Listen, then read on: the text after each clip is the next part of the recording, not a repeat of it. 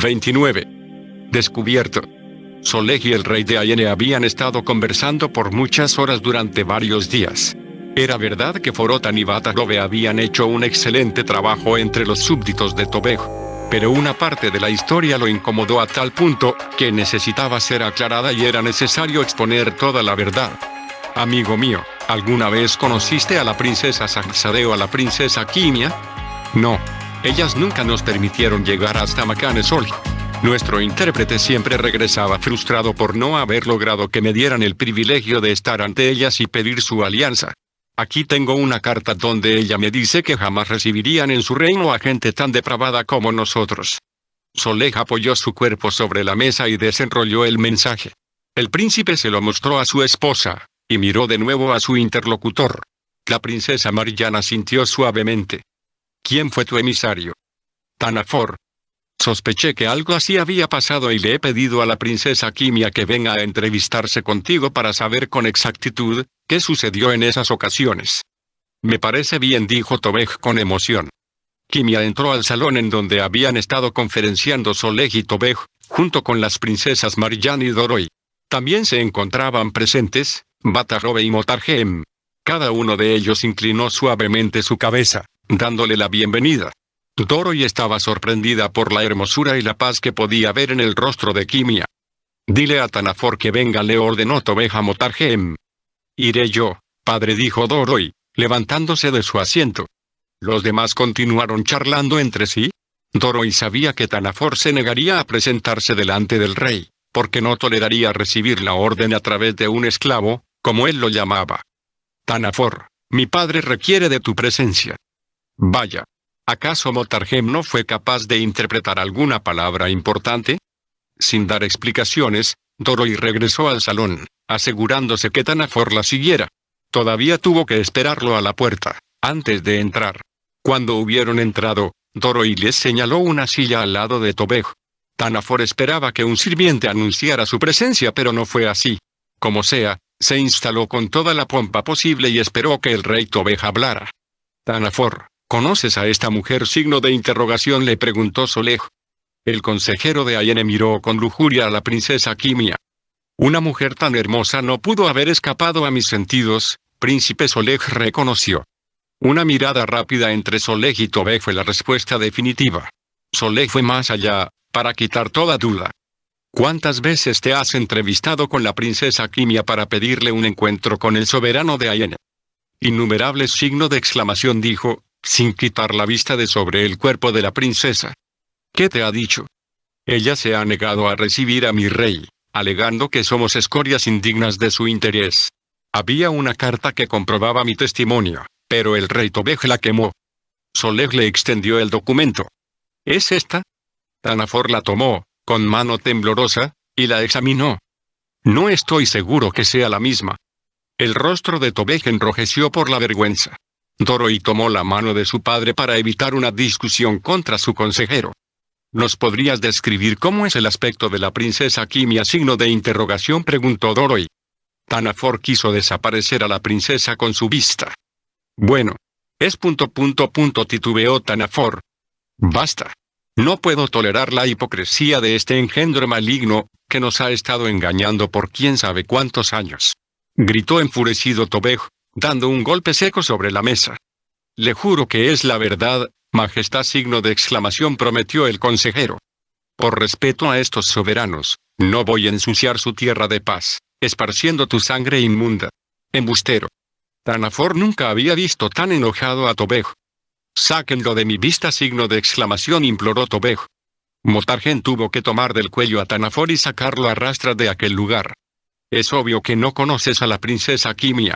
Es ella, sobre quien has estado derramando tu vista lujuriosa. Tanafor aún no salía de su asombro. Sin duda, ese no había sido un buen día para él. Quítame tus manos, miserable esclavo, signo de exclamación, gritó, tratando de intimidar a Motarjem. Escúchame, infeliz.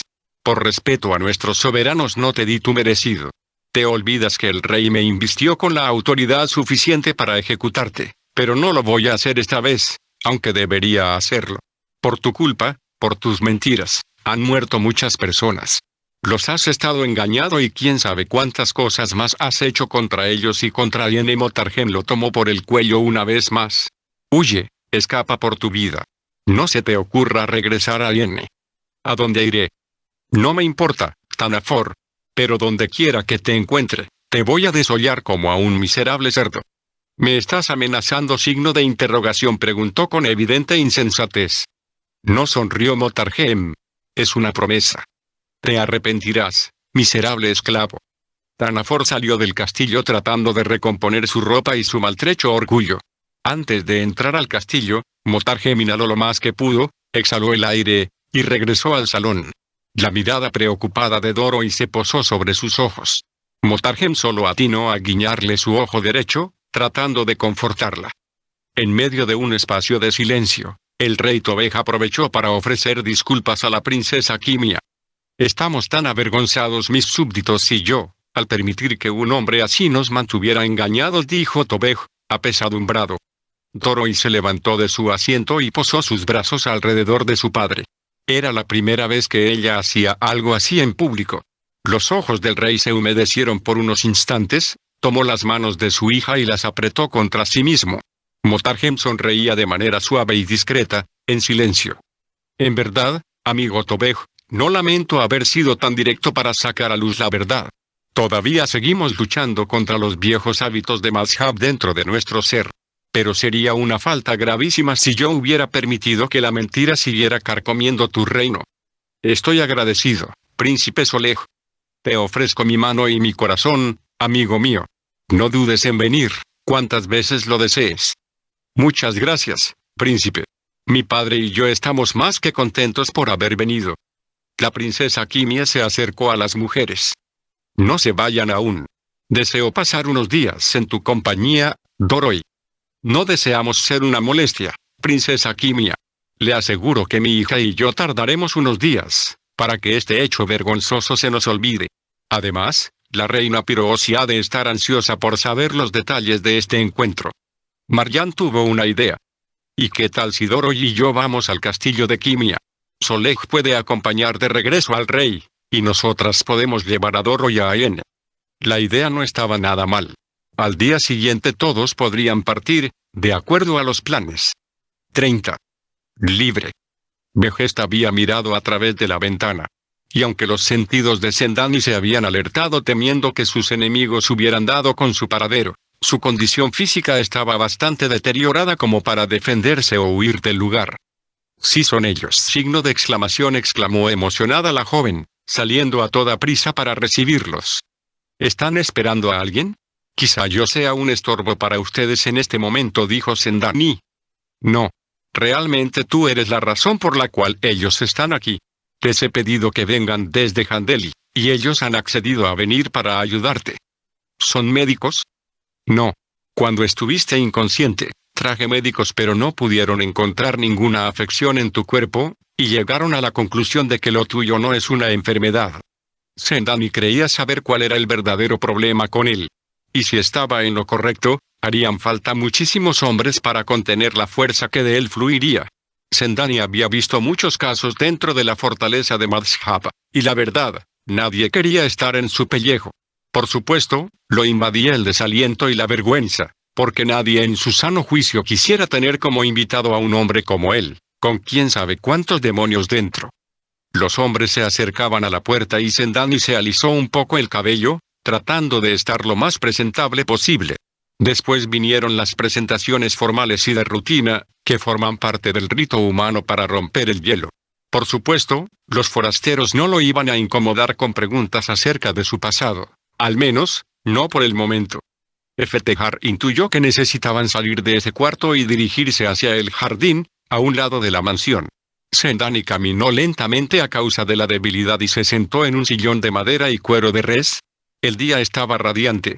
Sendani observó que había un libro sobre la mesa del jardín y lo abrió de forma casual, sin buscar específicamente qué leer. Porque no estamos contendiendo solamente contra oponentes humanos, sino contra fuerzas malignas, contra poderes siniestros, que son espíritus que tienen autoridad, mando y dominio para gobernar en medio de esta presente oscuridad. El rostro de Sendani sonrió de forma extraña y Eftejar lo notó. ¿Entiendes lo que acabo de leer? Si su voz sonaba opaca, extraña. Eso significa que Satan está al control de todo lo que existe en este mundo y que ninguno tiene el poder suficiente para hacerle frente. Esa es la conclusión a la que muchos han llegado. Sin embargo, debes saber que Satan perdió todo su poder cuando el príncipe lo derrotó. De pronto, un miedo intenso se apoderó del alma de Sendani y su cuerpo empezó a temblar de forma incontrolable. Sus párpados se abrieron desmesuradamente, sin embargo sus ojos se oscurecieron y tuvo la sensación de estar cayendo en un abismo sin fondo. Su cuerpo volvía a caer bajo el poder de los Sayatin. Oren pronto, signo de exclamación, lo surgió Vedad, asustado. Efetehar y Zendegi recordaron las instrucciones de Han Gyu, para hacer caso omiso del juego exhibicionista de los Sayatin, que siempre buscan intimidar. El cuerpo de Sendani cayó al césped, temblando, convulsionándose con violencia. Sus pupilas se habían escondido arriba de sus párpados, dejando sus ojos en blanco, empezando a fluir sangre de sus lagrimales. Vegesta estaba horrorizada y a punto de caer en pánico. «Debes entrar a tu casa», les sugirió Efetehar. La joven lo hizo con gusto y de inmediato. Ella podría ayudar orando, desde adentro. Dentro del pecho de Sendani, empezaron a escucharse algunos ruidos raros, como si una bestia salvaje estuviera ronroneando dentro de él. De sus poros comenzó a expeler un olor fétido, las cicatrices que había en sus brazos empezaron a sangrar, haciendo el espectáculo más espeluznante. Era obvio que se trataba de una posesión. Zendegi sintió un poco de temor cuando se encontró con la mirada hosca del poseído, por una fracción de segundo.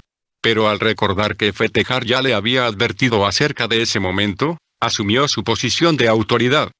«Salgan de él, en el nombre del príncipe», signo de exclamación, ordenó Efetehar. El cuerpo de Sendani parecía que iba a estallar de un momento a otro. Las venas de su cuello se hicieron gruesas y su rostro adquirió un color púrpura. «¿Quién eres tú para darme órdenes, miserable mortal?», signo de interrogación, dijo la voz de Ultratumba, a través de los labios de Sendani. «No importa quién soy, sino quién está en mí. Y con su autoridad y en su nombre, te ordeno que salgas». El cuerpo de Sendani se convulsionó una vez más. Hubo que hacerse a un lado cuando Sendani empezó a dar indicios de que vomitaría pronto. Con misericordia, contemplaban al pobre joven que había permitido que los Sayatin tomaran control de él. Aunque la batalla espiritual había sido muy difícil, se empezaba a ganar poco a poco. Finalmente, el vómito cesó y después de unos breves espasmos, Sendani quedó inmóvil. Aunque su respiración todavía era rápida, sus venas empezaron a adquirir su tamaño normal y el color de su rostro regresaba a ser el mismo. Sus párpados se cerraron y su respiración comenzó a normalizarse. Abrió los ojos y su mirada estaba llena de paz. «Creo que debo bañarme», dijo sonriendo suavemente. «Sí. Nosotros limpiaremos todo esto», dijo Efetehar. Mientras Sendani se dirigía a asearse, los tres hombres empezaron a derramar suficiente agua y lejía para limpiar el lugar. Estaban contentos por la victoria que se había logrado y empezaron a cantar. Cuando Vegesta escuchó la canción, salió y se les unió en su canto. Había mucho por qué festejar. Después de algunos días de la batalla espiritual que habían sostenido contra los Sayatin, la noticia se había dispersado como pólvora en Panaj. Efetehar y Zendegi recibían casi a diario algunas personas en la casa que Vedad les había provisto. Poco a poco, el pueblo de Panaj iba renunciando a las tradiciones, ritos y fuerzas oscuras de Madhhab, deshaciéndose de todos los talismanes, ídolos y fetiches que tenían dentro de sus casas. Por supuesto, los defensores de Madhhab se sentían ofendidos y empezaban a generar divisiones y conflictos aún en medio de las familias más unidas, sin tomar en cuenta todas las cosas buenas que estaban sucediendo en su entorno. Los más sabios decidieron dejar que la verdad resplandeciera a través del testimonio de vida de cada persona, opacando la mentira y destruyendo la ignorancia. También habían sucedido algunos milagros entre los habitantes de Panaj.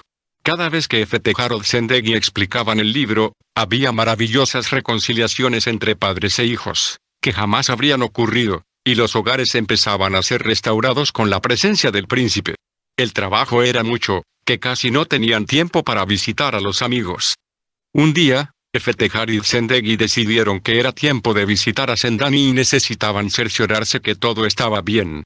En esos momentos, Vegesta iba llegando a su casa también, y les sonreía feliz. También había estado ausente de Panaj durante algunos días, y en ese momento coincidían los tres, justo a la entrada de la mansión antes de tocar a la puerta. Sendani abrió casi de inmediato y los invitó a ingresar al salón. «Te ves totalmente diferente», signo de exclamación, comentó sorprendida Behest. «No puedo creer que seas tú». «Así me siento. Gracias a ustedes, mi vida no ha vuelto a ser la misma». Medad entró al salón e inmediatamente se dirigió a abrazar y besar a su hija. Eftekhar y Zendegi se levantaron de sus asientos para saludarlo y abrazarlo. Sendani se dirigió a preparar un poco de té para los visitantes, y Eftekhar aprovechó el tiempo para darles un breve reporte de todo lo que estaba pasando en Panaj. Medad y Behest escuchaban con mucha atención. Haber invitado a aquellos dos mensajeros del rey a vivir en Panaj, sin duda, había sido la mejor inversión. Sendani regresó con té y galletas para todos. «Los sirvientes están preparando la comida», aún anunció Medad. «Gracias a Dios», signo de exclamación, contestó Zendegi. Todos rieron, recordando que él siempre estaba hambriento. Sendani preguntó Eftekhar, «¿Cómo has estado?» «No he vuelto a tener esos problemas», contestó. «Pero aún siento miedo. Cada noche, abro el libro en determinadas páginas y eso me ayuda a conciliar mi sueño». Luego de meditar brevemente, preguntó, «¿Hay alguna lectura que pueda quitarme el miedo?» Eftekhar quedó pensativo durante unos instantes. «Sí. ¿Me los puedes señalar?», signo de interrogación, pidió Sendani, tomando su libro. «Con gusto». Abrió el libro y ambos leyeron, con atención. «Vivamos bajo el cuidado de nuestro soberano, pasemos la noche bajo la protección de nuestro Rey Todopoderoso.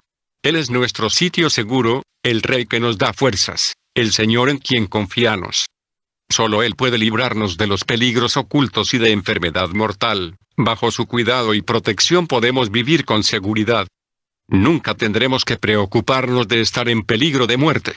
Ni nos caerá desgracia alguna en medio de las sombras de la noche, ni a plena luz del día.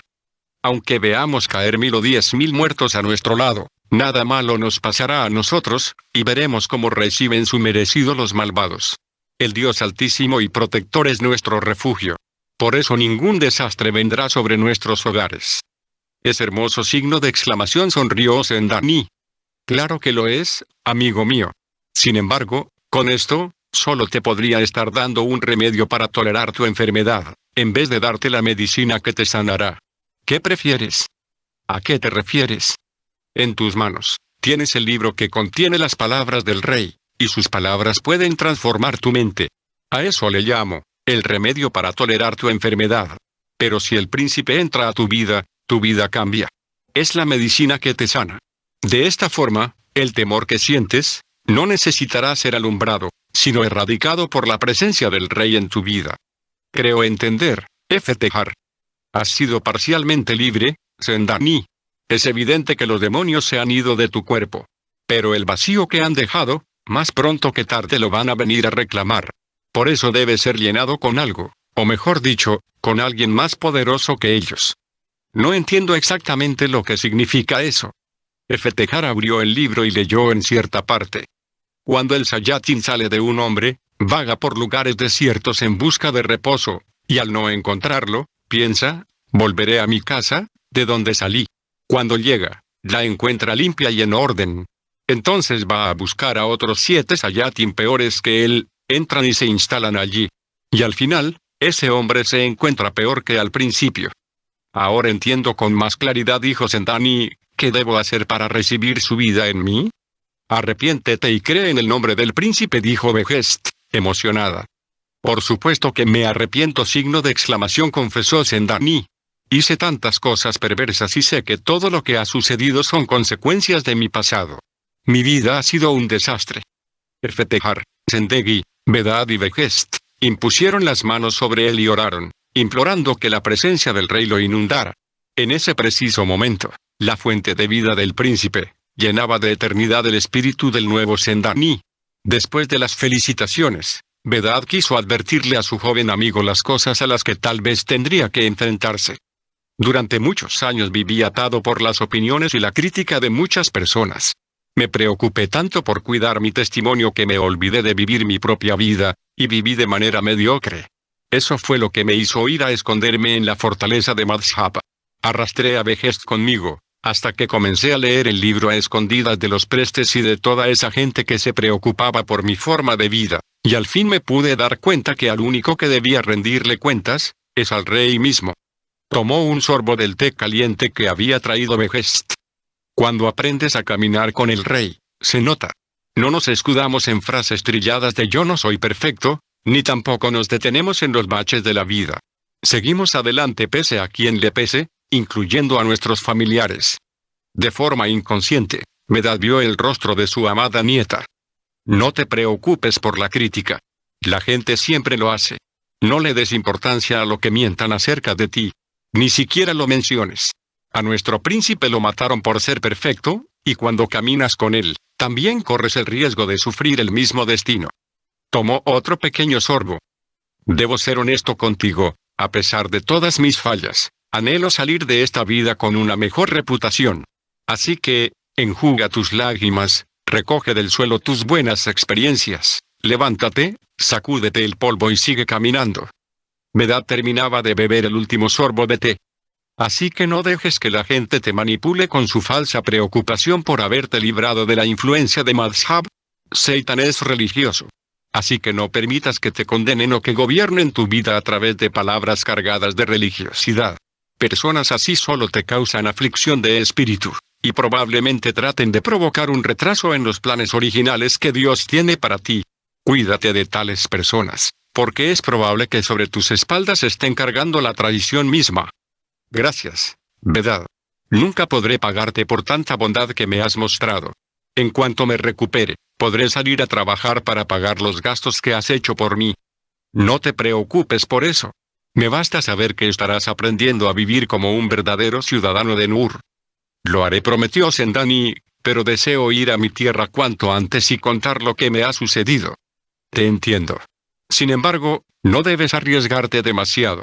El espíritu de Madhhab está disperso por todas partes y alguien podría matarte para evitar que sigas exponiendo las artimañas de Satan.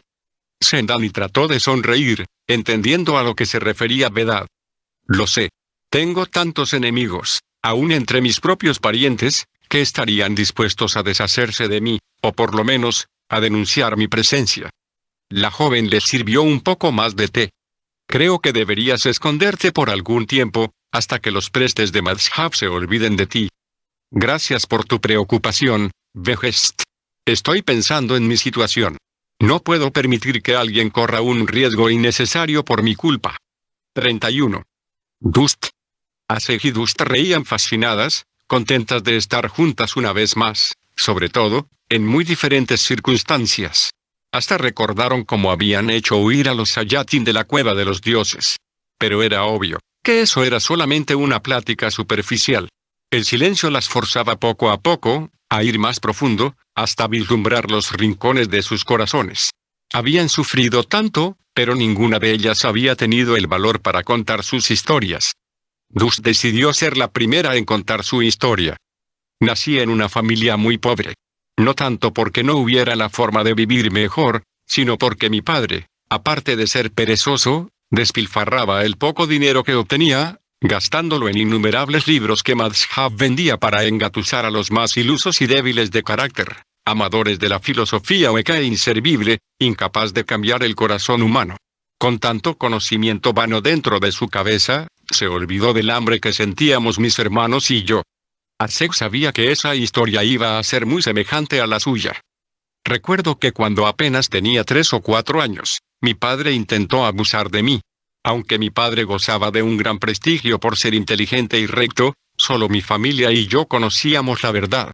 Nuestros parientes platicaban tantas hazañas de él, lo consideraban un hombre sabio y se enorgullecían de él, pero a nosotros nos hacían sentir muy incómodos.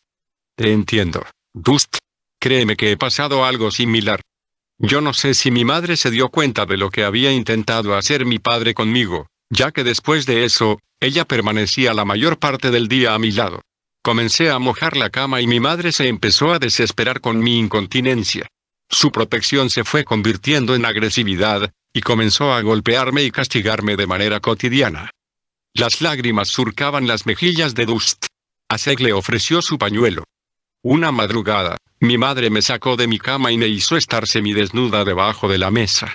Mi padre, en lugar de protegerme, trajo un costal rasposo y me lo dejó a un lado, como si yo hubiera sido un simple animal. Dust tuvo que hacer silencio.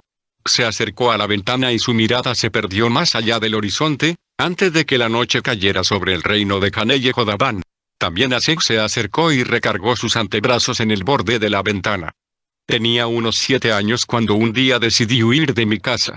Mi madre me había vuelto a castigar y aunque nuestros vecinos intervinieron para defenderme, ellos no fueron capaces para protegerme de sus palabras cargadas de ira. Yo no sabía hacia dónde dirigirme, así que terminé rumbo a la casa de una de mis primas. Estaba a punto de llegar, pero me detuve a poca distancia. Dust prosiguió a pesar de su llanto.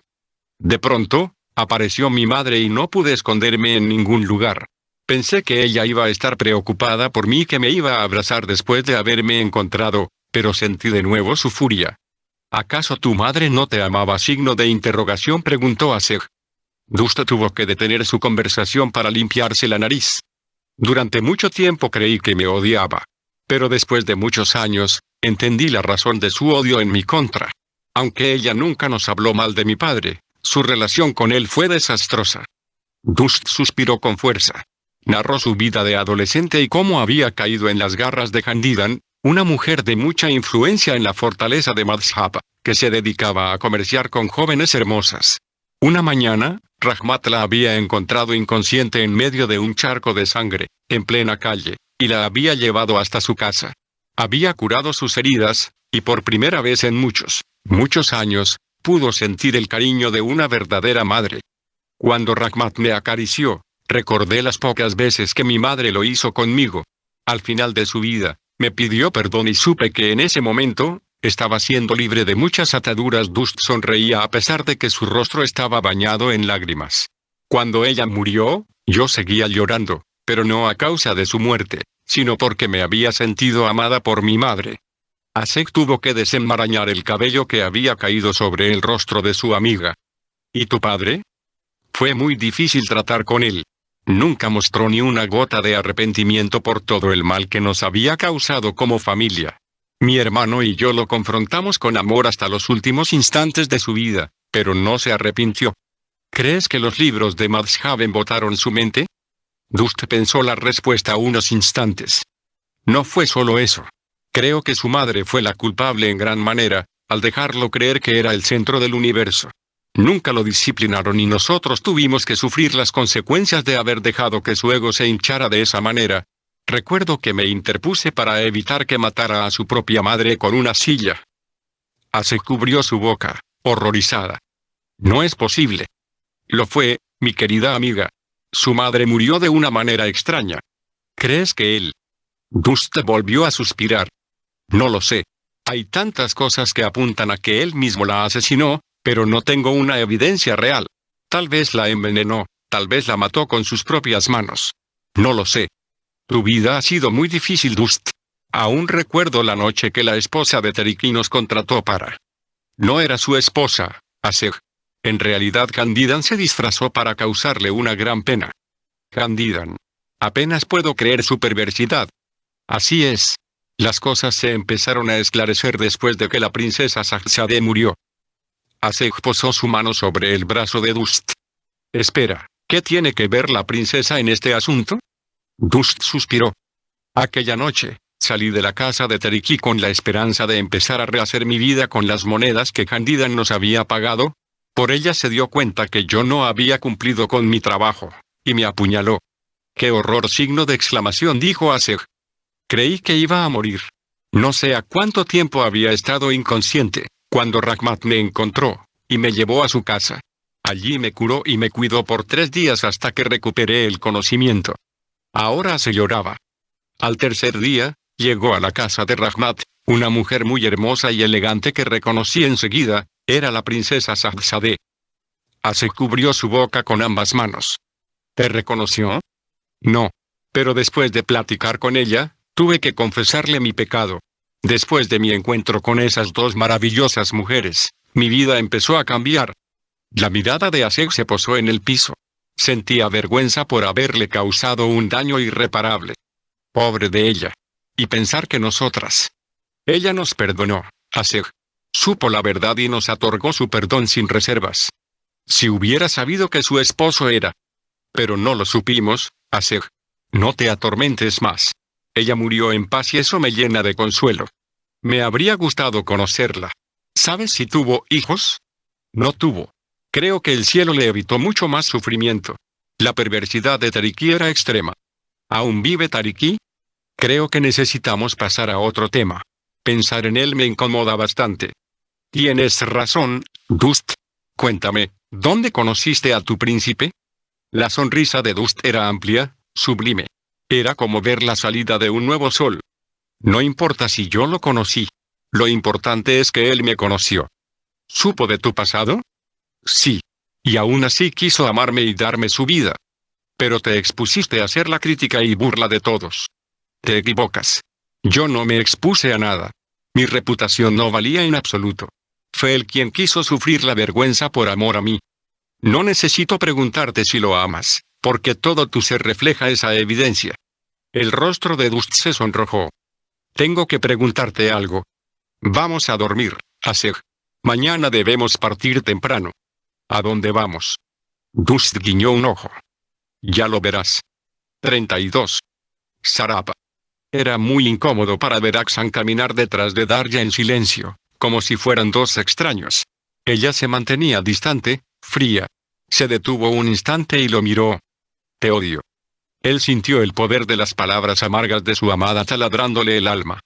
Debiste dejarme morir en el pantano. Deraxan trató de abrazarla pero ella lo rechazó de forma violenta. No me toques. No tolero tu presencia. Él miró hacia atrás con tristeza en su corazón. Todo el camino recorrido le parecía infructuoso en ese instante. ¿Por qué tenía que amar a una mujer de emociones tan volátiles como ella? Quiso abandonarla allí mismo, pero Deraxan estaba casi seguro que también él moriría. Aunque su alma estaba pendiendo de un hilo al borde de un desfiladero, sabía que solo ella tenía la forma de salvarlo o provocarle la muerte. Darya iba delante de él, siguiendo el único sendero que les conduciría a un destino incierto. Si Deraxan decidía regresar a Madhhab, sabía que no había ninguna esperanza de felicidad. Darya se había convertido en su única razón de vivir y ahora ella podía estar a punto de convertirse en su propio verdugo. El sendero que habían empezado a transitar desde Rang, terminaba siendo la entrada al desierto de Sarapa, un lugar donde todo podría suceder. Deraxan levantó su mirada, y solo vio desolación. No había huellas, no había senderos, ni una sola nube arriba en los cielos grises como ceniza, como si la muerte estuviera esperándolos. El calor intenso y cruel iba en aumento, y Darya permanecía en silencio, caminando furiosa, adentrándose al yermo mortal, sin tener un rumbo determinado. Deraxan la seguía de cerca, con el único objetivo de morir al lado de su amada. Las miradas de ambos empezaron a nublarse, a causa de la deshidratación. Mira. Allí hay un oasis, gritó Darya, jalándolo de la mano. El lugar era hermoso, lleno de palmeras cargadas con dátiles maduros, listos para comerse. Deraxan subió a una de las palmeras y bajó varios racimos, compartiéndolos con Darya. Gracias, amor. Deraxan no pronunció ninguna palabra. ¿Estás enojado conmigo? Él permaneció en silencio, mientras se sentaba en la arena. Darya se acercó, mirándolo con coquetería, y haciendo un gesto que destruyó el enojo de Deraxan. Ella se hincó y le dio un beso, pero él no respondió con la misma pasión. Perdóname, mi amor. A veces me pongo histérica y las palabras se salen de mi boca. Eso era cierto. Cada vez que Darya tenía hambre se tornaba agresiva. Pero, ¿acaso no podía controlar sus palabras? En un momento era capaz de destruir lo que había sido edificado en años. Sin embargo, el corazón de Deraxan era incapaz de albergar rencor en contra de su amada, y la abrazó. Bebieron de las aguas del pozo de Sarab e intentaron descansar. ¿Sabes? Signo de interrogación lo besó. He estado pensando que cuando lleguemos a Mobafagiat, podremos casarnos, comprar una casa y quizá tener 2 o 3 hijos. Deraxan sonrió. Yo puedo conseguir una posición como músico en el santuario de allí. Los ojos de Darya brillaban con emoción. Sí. Creo que allá viven algunas personas que nos pueden ayudar. Yo puedo trabajar también en el gran salón, como sacerdotisa. ¿Te gusta la idea? Claro, Mi vida. Darya lo miró con seriedad. Te amo, mi Deraxan. Jamás dejaré de amarte. Ya nada me importa de mi pasado y nadie me podrá separar de ti. Ambos se incorporaron y decidieron continuar su camino. La tarde fue cayendo sobre el desierto de Sarab de forma estrepitosa, lo mismo que la temperatura. Darya se soltó de su mano y volvió a acelerar su paso, dejando a Deraxan rezagado, en medio de un mar de confusión y abandono. Espérame, mi amor, le insistió. No te apresures. ¿Y crees que me voy a detener solo por ti? Si quieres morirte en este lugar, entonces quédate. Las ráfagas de viento se tornaban violentas, golpeándoles el cuerpo con granos de arena que se levantaban contra ellos. Fue entonces que Darya buscó refugiarse en los brazos de Deraxan una vez más, quien la acogió con ansiedad y pasión. El olor de su cabello lo hizo olvidar cada ofensa que sus oídos habían escuchado, y su alma se volvió a embriagar con el delicioso elixir de sus labios. La tormenta de arena cesó, y una gran calma volvió a reinar en Sarab. Te amo, Deraxan. Y yo a ti, mi amor. Te adoro. Ambos se abrazaron con fuerza, entendiendo que se necesitaban el uno al otro, por el resto de sus días. De pronto vieron algo que los sorprendió. ¿Acaso hemos estado dando vueltas en este desierto? No lo sé, Darya. Parece ser otra entrada a la cortina de Baxés. Estuvieron tentados a regresar sobre sus pasos, pero el desierto no había sido una buena experiencia.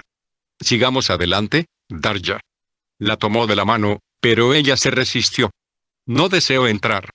Deraxan la abrazó y le levantó la barbilla para mirarla a los ojos. Mi amor, no podemos quedarnos en este sitio. Él tenía razón. Sin embargo, ella sentía el pánico, corriendo a través de sus venas. Siguieron caminando hacia la cortina, mientras una gran tormenta de arena amenazaba con invadir el desierto.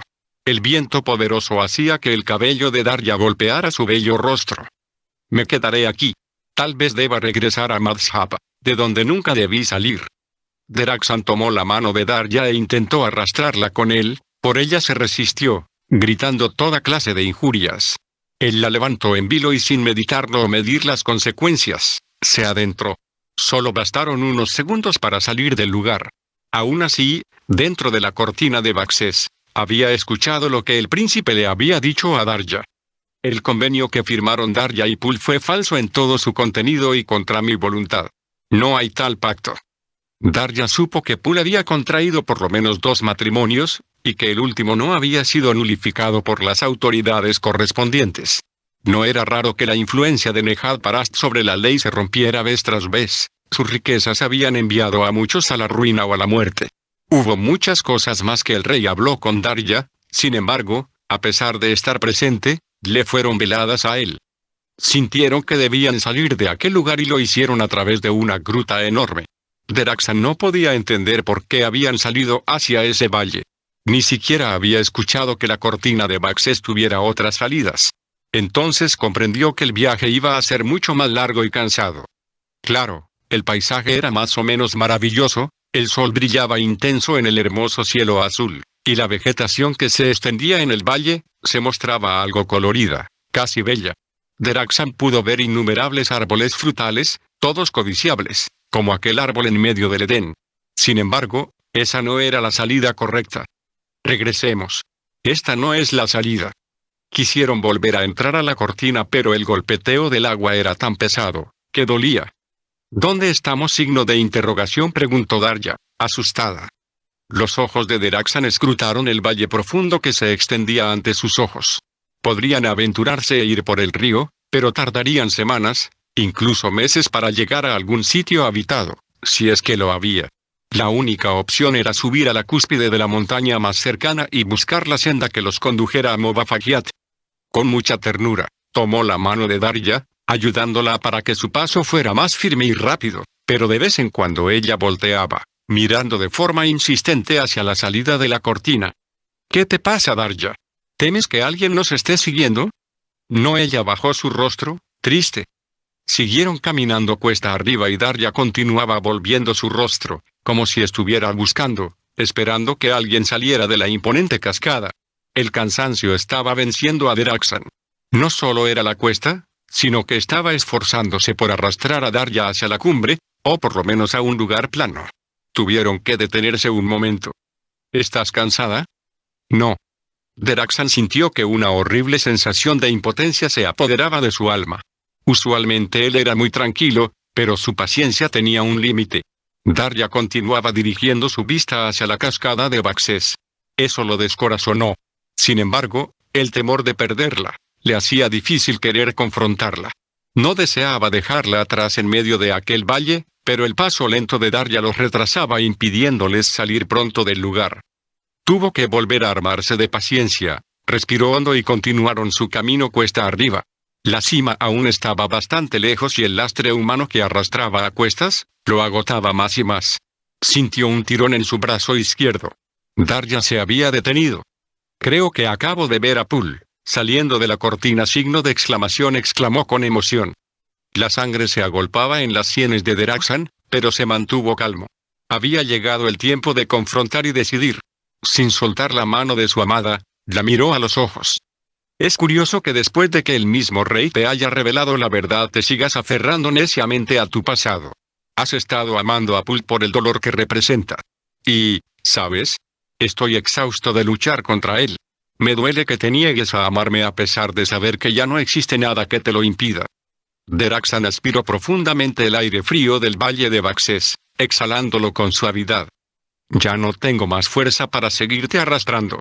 Creo que lo mejor es dejarte ir de mi vida, dijo, con agonía. No me tienes atrapada. Nunca he sido tu prisionera. ¿Cómo es que me vas a dejar ir? Tienes razón. Tú no eres mi prisionera. A lo que me refiero, es que me he apegado tanto a ti, que me olvidé de vivir mi propia existencia. He sido más que tu amante, me he convertido en tu más fiel esclavo, y me has humillado al sacarme muchas veces de tu vida. O mejor dicho, no me has permitido entrar en ella. La hombría de Deraxan salió a flote, a pesar de que sus ardientes lágrimas surcaban sus mejillas. Por ocuparme desmedidamente en honrar tu amor, olvidé que aparte del don de la vida, Dios también me había dado dignidad, y estoy permitiendo que la pisotees cada vez que se te antoja. Darya seguía con su vista clavada en el mismo lugar, oyendo sin escuchar. Aquí me despido, Darya. Te digo adiós. Tal vez algún día nuestros caminos se vuelvan a cruzar y las cosas estén mejor para los dos, o por lo menos, más claras para ti. ¿Acaso no te importa que muera en este lugar? Darya suspiró con dolor. Estás muerta. Fui un necio al insistir en resucitarte. Quise creer que amándote me estabas dando vida, pero ahora veo que necesito alejarme de ti, porque estás matándome. Deraxan soltó la mano de Darya con agonía en su ser. Avanzó unos cuantos pasos, alejándose de ella y se detuvo pensativo. Giró un poco su cabeza, mirando directamente a los ojos de la mujer que amaba. Darya, sigue amando a tus muertos si ese es tu deseo, pero hoy he sido resucitado y quiero seguir viviendo. Deraxan podía sentir su alma quebrarse en 1000 pedazos. Sin embargo, no podía rendirse una vez más ante la mirada de aquellos ojos negros que le exigían misericordia. A pesar del inmenso dolor que sentía en su alma, se armó de resolución dirigiendo sus pasos hacia el sendero que lo llevaría rumbo a Movafagiat.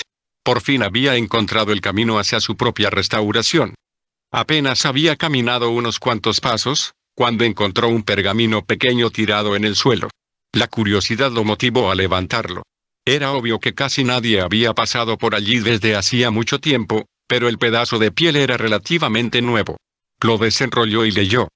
Tu determinación y diligencia garantizarán el éxito en tu nueva posición.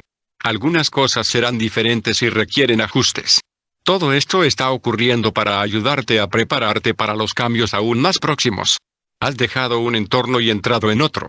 Este nuevo clima es más conveniente y cómodo. Da gracias al rey por ir antes y hacer los arreglos en tu nuevo lugar. Disfruta el sol ahora y camina con alegría. Celebra un mayor nivel de fe. Sonrió complacido y enormemente emocionado. Se dio media vuelta para compartirle el mensaje a su querida Darya. Tal vez esa era la confirmación de felicidad para ambos. Pero apenas pudo ver su figura, descendiendo a toda prisa, de regreso hacia la cascada de Baxés, para ir al encuentro de quien nunca, jamás aparecería. Y Deraxan sintió que su alma se llenaba de profunda soledad. No pudo evitar caer de rodillas y llorar con desesperación. Señor, ayúdame, signo de exclamación, imploró. Hay algo que necesitas saber, Los amantes siempre se amarán más a sí mismos. Si quieres llorar, llora todo lo que quieras. Pero después de que termines de hacerlo, levántate y empieza una vida nueva. Deraxan necesitaba descargar su corazón, y lo hizo a través del llanto, hasta que pudo estar consciente del susurro de la voz que insistía en ser escuchada. Debido a tu reacción, estás preguntándote si has tomado la decisión correcta. Oraste y tomaste la decisión que pensabas que era la mejor. No la reconsideres. Si no hubieras decidido lo que hiciste, habría sido peor. Te creo, señor, respondió Deraxan, con más tranquilidad. Pon todo esto delante de mí. Tus pensamientos están confundidos y tu cuerpo sufre. Pero ríndete a mí. Yo tengo lo mejor para ti. Deraxan limpió sus lágrimas y se levantó, reanudando el camino sin voltear atrás. Había tantas cosas por descubrir, así que volvió a limpiar sus ojos para contemplar todo lo que el rey pusiera delante de él. Sería inútil negar que se sentía extraño, prisionero y lejos del amor. Sabía que existen círculos en la vida que son de felicidad muy corta, pero que también hay aquellos que pueden parecer círculos eternos, donde se siente la tristeza, el abandono y la muerte. Pero cortos o largos, esos círculos también animan al hombre a seguir viviendo, porque de cuando en cuando, se encuentra esperanza de vida en ellos. 33. Una historia olvidada. El rey Tobej regresaba con felicidad a su castillo, después de haber entablado amistad con los soberanos del Elsat. Era agradable estar de vuelta en casa. Sus súbditos lo aclamaban, dándole la bienvenida con cierta alegría. Pero si no estaba entre los siervos que le daban la bienvenida. Motarjem, ¿puedes ver dónde está mi esposa? Creo que no está, mi señor. Si me permites, voy a buscarla. No. La veré en el palacio. Tal vez fue a visitar a alguno de sus familiares. Ya regresará. Tobej creyó ver a Tanafor entre la multitud, pero no estaba seguro. Siguieron caminando hasta internarse a su palacio. Empezó a sentir que algo lo molestaba, y necesitaba averiguar qué era eso. Las palabras del libro comenzaron a taladrarle los sentidos. Un rey sabio discierne a los malvados y hace girar la rueda sobre ellos.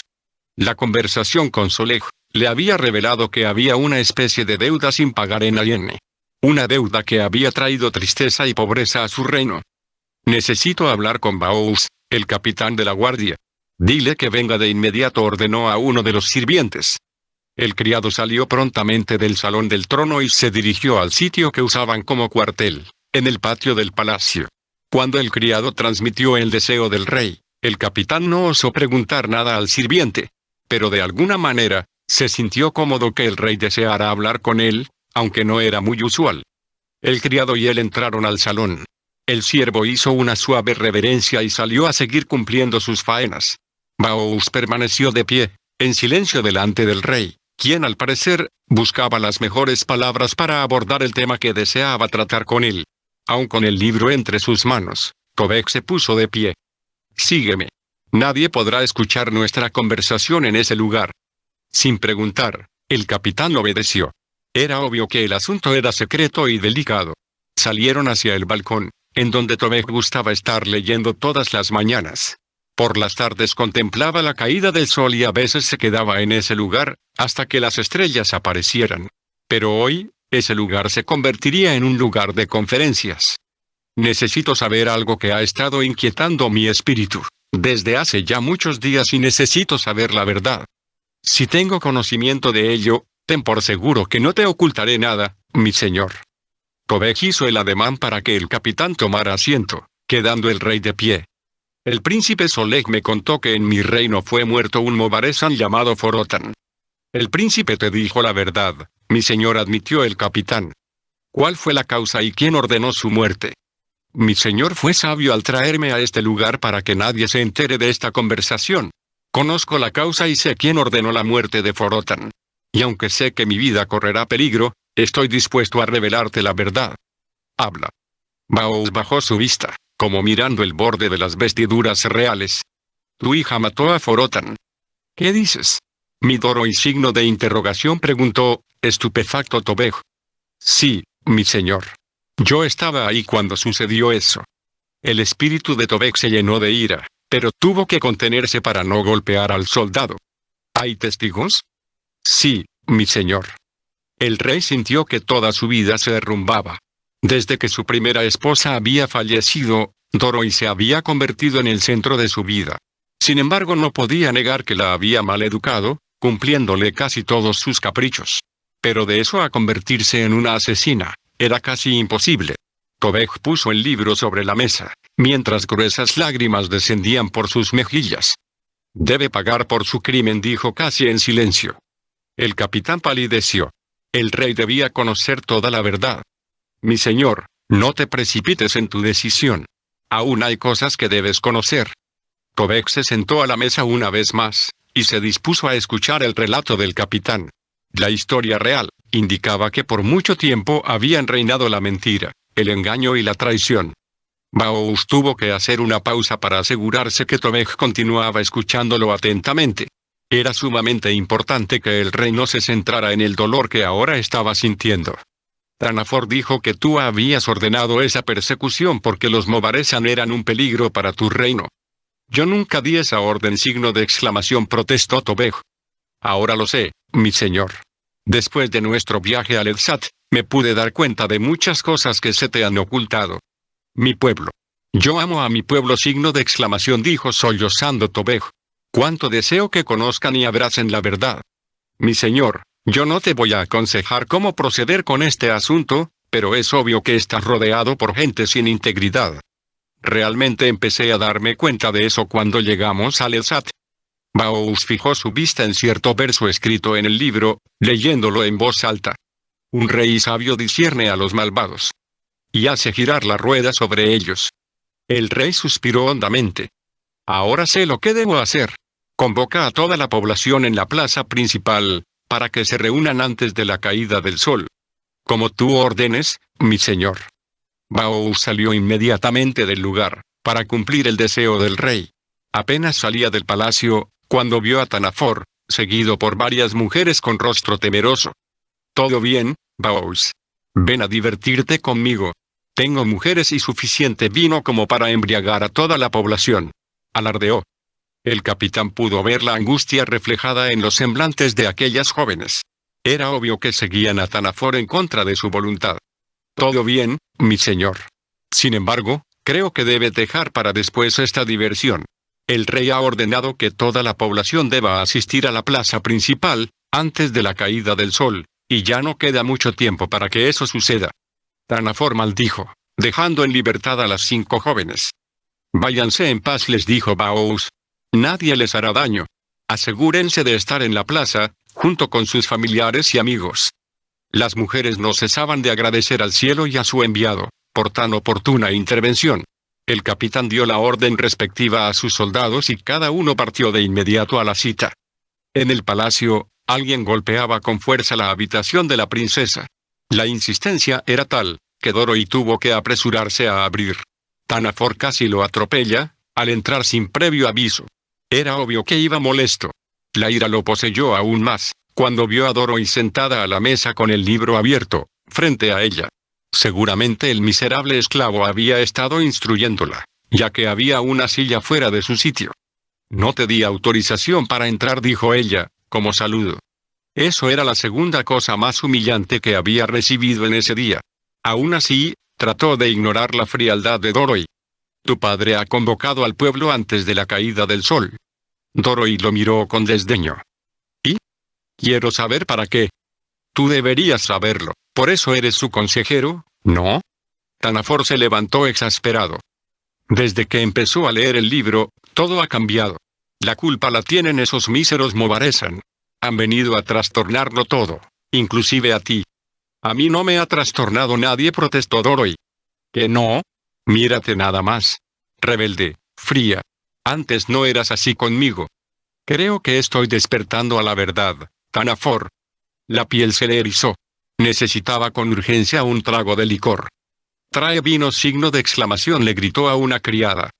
No le grites, no es tu sirviente, ! Gritó ella. La criada apareció con una jarra de vino y 2 copas. Tanafor las llenó, añadió unas cuantas gotas del líquido que siempre llevaba en el frasco entre sus ropas y le ofreció la copa a Dorothy. Perdóname, suspiró Tanafor. He estado bajo mucha presión y estoy algo nervioso. Brindemos. Por el reino de Ayene, propuso él, levantando su recipiente. Ella también lo alzó, pero no dijo nada. El gato de Angora de Doroi saltó sobre la mesa de manera inexplicable, haciendo que la princesa derramara su copa en el suelo.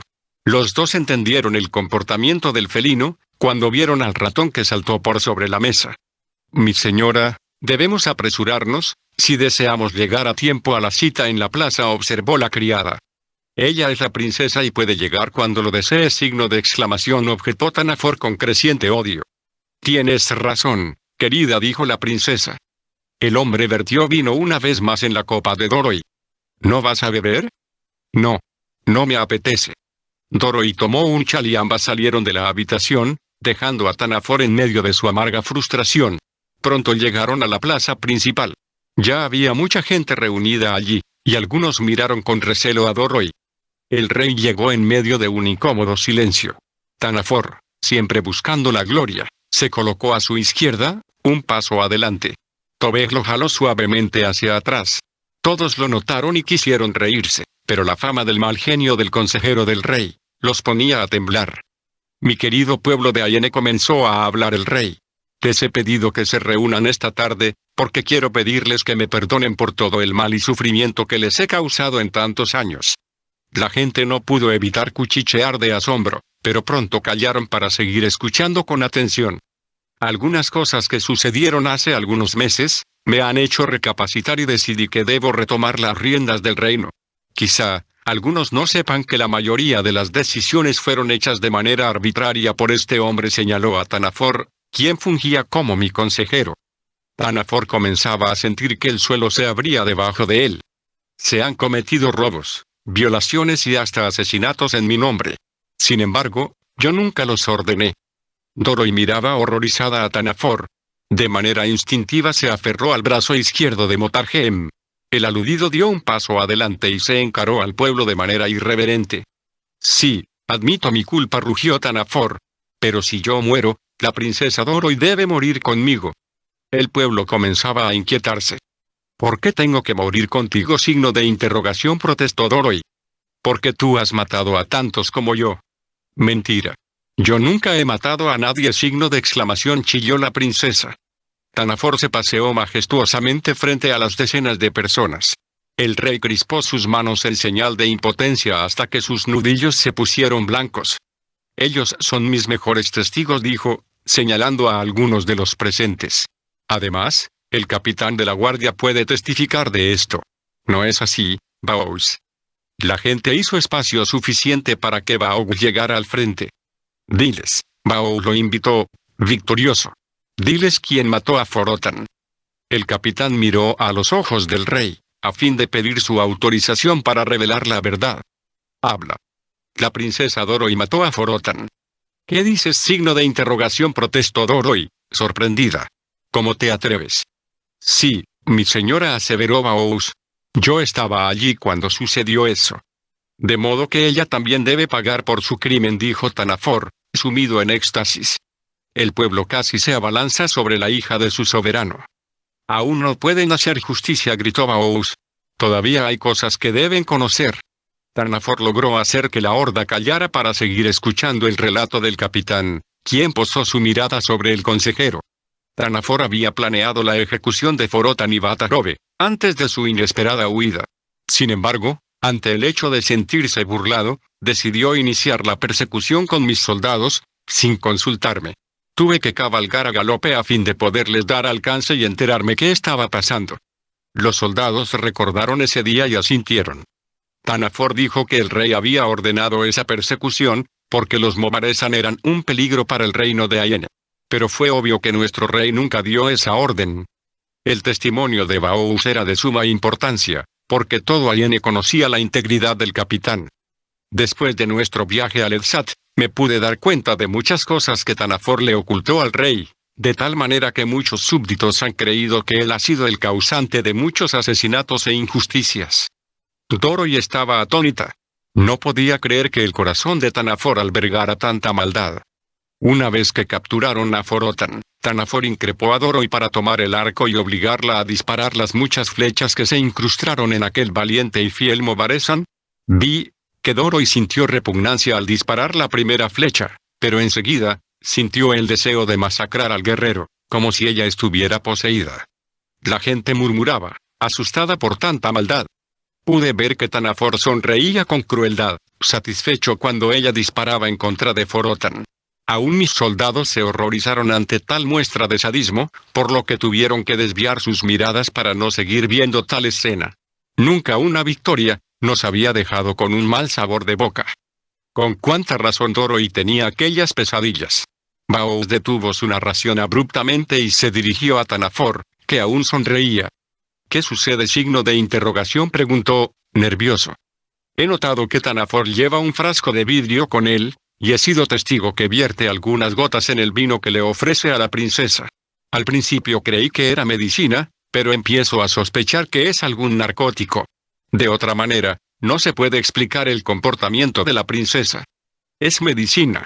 Todos saben que Dorothy sufre nerviosismo extremo, se excusó Tanafor, que temblaba de pies a cabeza.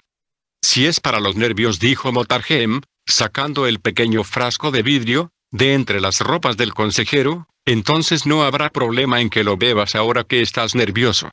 No lo beberé. El rey se acercó, empuñando su espada.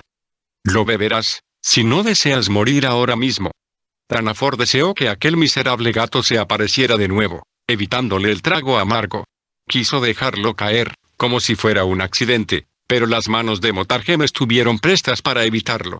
Tobej obligó a su consejero a beber la mitad del contenido del misterioso frasco. Casi de inmediato, Tanafor perdió la cordura, adoptando el mismo comportamiento diario de Dorothy. Solo que de la boca de él, empezó a salir saliva. La princesa se hincó en medio de la multitud. Maté a un hombre justo y eso merece castigo, lloraba. Pongo mi vida en las manos de ustedes. Uno a uno empezaron a poner su mano derecha en la cabeza de Dorothy por un segundo, otorgándole el completo perdón, retirándose del lugar. Después de todo, el testimonio de Baous y la actitud altanera de Tanafor habían sido contundentes. Además, era obvio que las enseñanzas de Motarjem también estaban dando excelentes resultados en la vida y carácter de Dorothy. 34. Sin respuesta. Al ver que su esposa no regresaba, Tobej ordenó que la buscaran por cielo y tierra, sin embargo todos sus esfuerzos fueron inútiles. Ninguno de sus súbditos pudo ser capaz de ofrecerle alguna información que pudiera dar con su paradero, aunque todos se habían involucrado en la búsqueda de manera real. Tal parecía como si se la hubiera tragado la tierra. Aún así, el rey y su hija se negaron a vestirse las ropas de luto. El rey entró a la habitación de Dorothy en cuanto supo que ella había regresado. La encontró sentada, aún sin haberse despojado de su armadura. Era evidente que estaba cansada. Hija. La cabeza de Dorothy estaba apoyada sobre sus manos, que reposaban sobre la empuñadura de su espada. La princesa levantó su mirada con dolor, para encontrarse con los ojos tristes del rey. Nada, padre. No hay rastro de ella. Tobej puso su mano derecha sobre la cabeza de su hija. Ya aparecerá, Dorothy. Tengo esperanzas de que esté con vida. La princesa exhaló con fuerza y empezó a quitarse la armadura. Uno de los siervos golpeó suavemente la puerta entreabierta, para anunciarse. Mi señor, princesa. ¿Qué pasa? Mi señor, hay una mujer que desea hablar contigo. Dile que espere un poco. Mi señor, dice que tiene información de la reina Pirosi. Tobej y Dorothy salieron a prisa, dejando atrás al siervo, para ir al encuentro de quien podría darles buenas noticias.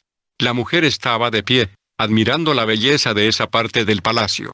Se inclinó un poco cuando vio que el rey y la princesa venían hacia ella. Mis soberanos, mi nombre es Asiyat, hermana de Arayif, esposa del profeta Payambar. Por la manera en que se estaba presentando delante de ellos, esa mujer debía de gozar de una reputación irreprochable. Dorothy fue la primera en preguntar. El siervo nos dijo que tenías noticias de la reina. Mi princesa, no es exactamente así. Entonces, la mujer se apresuró a hablar. Mi señor, sucede que escuché una conversación entre el consejero Tanafor y una prostituta, diciendo que el siervo Motarjem fue quien secuestró a la reina y la asesinó antes de su viaje a Ledsat. ¿Motarjem? Eso fue lo que le oí decir, princesa. Dorothy buscó la mirada del rey. ¿Padre? Tobej desvió su mirada y se dirigió a la mujer. Asiyat, si tu información es correcta, te daré una recompensa. Mi señor, tengo lo que necesito. No vine buscando la recompensa. La reina era una mujer buena, y si alguien la asesinó debe pagar las consecuencias. Gracias por tu información. Ahora mi padre y yo vamos a investigar. Asiyat volvió a inclinarse y se retiró del lugar. El corazón de ambos estaba deshecho. Si la información de la mujer era verdadera, el reino de Ayene había caído en la trampa y se habían aliado a un reino perverso. Guardias. 2 soldados se presentaron de inmediato. Arresten de inmediato a Motarjem. Los guardias salieron de inmediato para cumplir la orden. La princesa aún no daba crédito al mandato que su padre había emitido. Padre. No puedes hacer eso. Kobek miró a su hija, con dolor. Doroi, no puedo permitir que Motarjem huya sin pagar su culpa. Pero, no sabemos si es cierto lo que nos dijo Asiyat. La princesa no podía contradecir las órdenes de su padre, así que se dio media vuelta, dirigiéndose a su habitación para terminar de quitarse su armadura. Entró, miró a su alrededor y pensándolo mejor, decidió volverse a poner el arnés. Salió de inmediato con el firme propósito de buscar a Tanafor hasta encontrarlo. Conociendo sus costumbres y vicios, no le fue muy difícil hallarlo. Cruzó la calle principal de Ayene, empujó las puertas de la taberna y lo vio sentado a la mesa, rodeado con algunas prostitutas, bebiendo licor barato. Tanafor la reconoció y sonrió, sin la intención de levantarse y hacer la reverencia de rigor. Bienvenida, querida princesa. Gion dijo con burla. Los que estaban alrededor, se incorporaron de inmediato y se inclinaron ante ella con respeto. Doroi caminó con resolución y tomó al sujeto por el cuello. ¿Dónde está la reina? Tanafor sonrió, mirándola a los ojos. Muerta. ¿Cómo lo sabes? Tu amado esclavo la mató. Doroi apretó sus manos, un poco más. Él no pudo hacerlo. ¿Cómo te atreves a acusarlo? Tanafor sonrió una vez más y a pesar de estar sujeto por el cuello, tuvo la osadía de servirse un poco más de licor en su vaso. Cuando íbamos a Ledsat, encontré a 2 hombres con el cuello rebanado. Uno de ellos aún estaba vivo y me dijo que Motarjem les había ordenado secuestrarla y matarla. ¿Se lo dijiste a mi padre? Tanafor sonrió con amargura. ¿Crees que tu padre hubiera tenido oídos para mis palabras? Tanafor sonrió con amargura antes de beber todo el líquido en el vaso. Se volvió a servir más licor. Toda la atención estaba sobre el esclavo, era el héroe del momento y tu padre jamás me hubiera escuchado. Eso era cierto. En aquellos momentos las circunstancias habían girado en torno al encuentro con Solej, con el tratado que anhelaban firmar, con Motarjem. Doroi tuvo que admitir que Tanafor tenía razón. El esclavo los hechizó, princesa. Doroi empezó a aflojar sus manos, liberando las ropas del que había sido el consejero del rey. Tanafor recordó algo. De hecho, supe que el reino de Nur ha enviado guerreros, y lo más seguro es que después de destruir Ayene, coronarán a tu esclavo como rey de Ayene. ¿El príncipe Solej conoce los planes de Motarjem? Tanafor se encogió de hombros. No lo sé. Quizás lo estén apoyando sin saberlo, pero esos son los planes de tu esclavo. Doroi no cesaba de derramar lágrimas. La duda y la frustración no eran una buena mezcla para discernir la verdad con claridad. Tal vez ya hayan llegado a la frontera. Y pronto verás entrar a su ejército. Ahora ustedes tienen que sufrir las consecuencias de haber levantado a un esclavo para ponerlo sobre el trono. Tanafor se acomodó con pereza sobre su silla. Si me lo permites, querida princesa, deseo continuar con lo que estaba haciendo. Cuando me necesites sabrás dónde encontrarme. Pero sonrió. He subido el precio de mis servicios. Doroi dio media vuelta y salió del lugar sin mirar atrás. Su corazón estaba deshecho por innumerables razones. Subió a su caballo y en vez de regresar al palacio, decidió dirigirse a la frontera. Cuando llegó al valle, con gran dolor, vio que Tanafor estaba en lo correcto. Traidor. 1000 veces traidor, signo de exclamación, gritó llorando. ¿Cómo te atreviste a hacernos esto después de haberte entregado nuestros corazones? En aquel lugar había demasiados guerreros preparándose para la batalla. Otro grupo pequeño ya estaba listo, como para iniciar una incursión de avanzada y causar la rendición inmediata del pequeño reino. Era obvio que el soberano de Ayene había caído de manera inocente en la trampa de Motarjem. Por lo menos, mi madre no morirá del dolor que le provocaría la vergüenza de tu traición, musitó. Ahora debía de regresar y conversar con el rey. Quizás Solej o Motarhem ya habían preparado el documento para que Tobé firmara, aceptando las condiciones de sus enemigos. Aunque sintió rabia e impotencia, Doroi deseaba que la vida de cada súbdito de Ayane fuera respetada. El paso de su caballo era lento. La princesa no deseaba llegar al palacio siendo la principal portadora de tan terribles noticias, pero alguien debía cumplir con tan dolorosa tarea. Al llegar a la fortaleza, se dirigió de inmediato a los aposentos del rey y abrió la puerta sin llamar. Doroi, gracias al cielo que te encuentras bien, ! Dijo Tobej, mientras corría a abrazarla. La princesa trató de contener sus lágrimas pero no pudo. Padre mío. Motarhem está en prisión. Ese traidor. Seguro que estaba escondido. No, Doroi. Ni siquiera se resistió. Su reacción me tiene confundido. ¿Qué hizo? Me dijo que no iba a cuestionar mis órdenes. Claro, ! Sonrió con dolor. Él sabe que los guerreros de Nur están en nuestras fronteras y que de un momento a otro nos invadirán. Tobej soltó a su hija y la miró a los ojos. ¿Cómo es eso? Así como lo oyes, padre. Tobej dio media vuelta, buscó un lugar donde apoyarse, sin encontrarlo. Y pensar que los invité a venir en unos cuantos días. Doroi se arrodilló ante su padre, tratando de encontrar su mirada. ¿Qué hiciste qué? Lo siento, hija. Creí que era una buena idea, especialmente, después de haber firmado el tratado de comunión entre nuestros reinos. Doroi se puso de pie, tomando a su padre por los hombros y buscando su mirada. ¿Leíste el documento? La palidez cubrió el rostro del soberano. La expresión que Doroi encontró en la faz de su padre la hizo derrumbarse. Voy a ordenar que ejecuten a Motarhem. No lo hagas, padre. Sin duda, la ira de Solej será mayor, y no podremos salvar a nuestro pueblo. Tobej se sentó en una silla y escondió su rostro entre sus manos. Doroi se acercó a él, abrazándolo por detrás, y juntos lloraron. Todo estaba perdido. 35. La batalla. Deraxan continuó caminando hasta olvidarse de la existencia de Darya. No fue fácil para él, pero necesitaba empezar a vivir su propia existencia, sin estar atado al molesto sentimiento de la dependencia absoluta. Encontró a una criatura enana, con cuerpo, escamas y cuello semejantes a los de un dragón, una cabeza similar a la de un elefante, rostro de búho, y un penacho de plumas multicolores. Voy a ir contigo. ¿Quién eres? La criatura se quedó pensativa por un momento. Soy, digamos, algo así como tu conciencia. Estás horrible, ¿lo sabías? Soy el reflejo de lo que tú eres. Soy algo así como el espejo de tu alma. Uy, eso dolió. La criatura rió. Así aprenderás a respetarte. Al principio Deraxan tuvo temor de ella, pero después empezó a sentirla como una especie de mascota.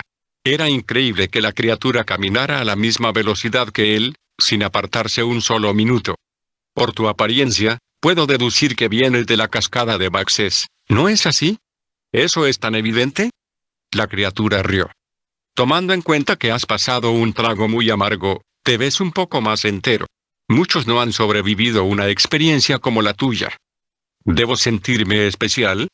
La criatura torció su boca e inclinó su cabeza hacia la izquierda de manera leve. Puede ser. Aunque debo sugerirte que no te ufanes demasiado. Siento que me acaban de nacer 10 plumas.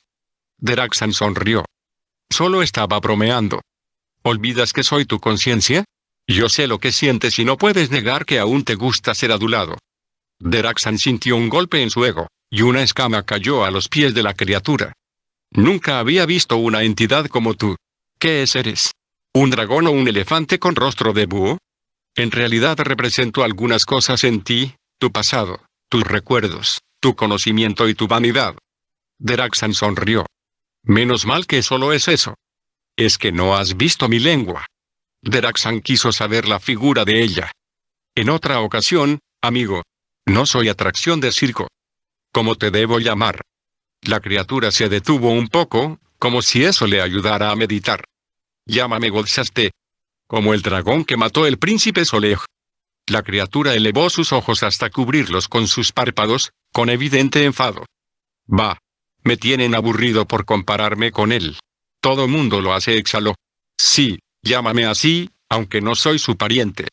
Deraxan se detuvo y acercó su rostro al de Godsaste. ¿Por qué me estás acompañando?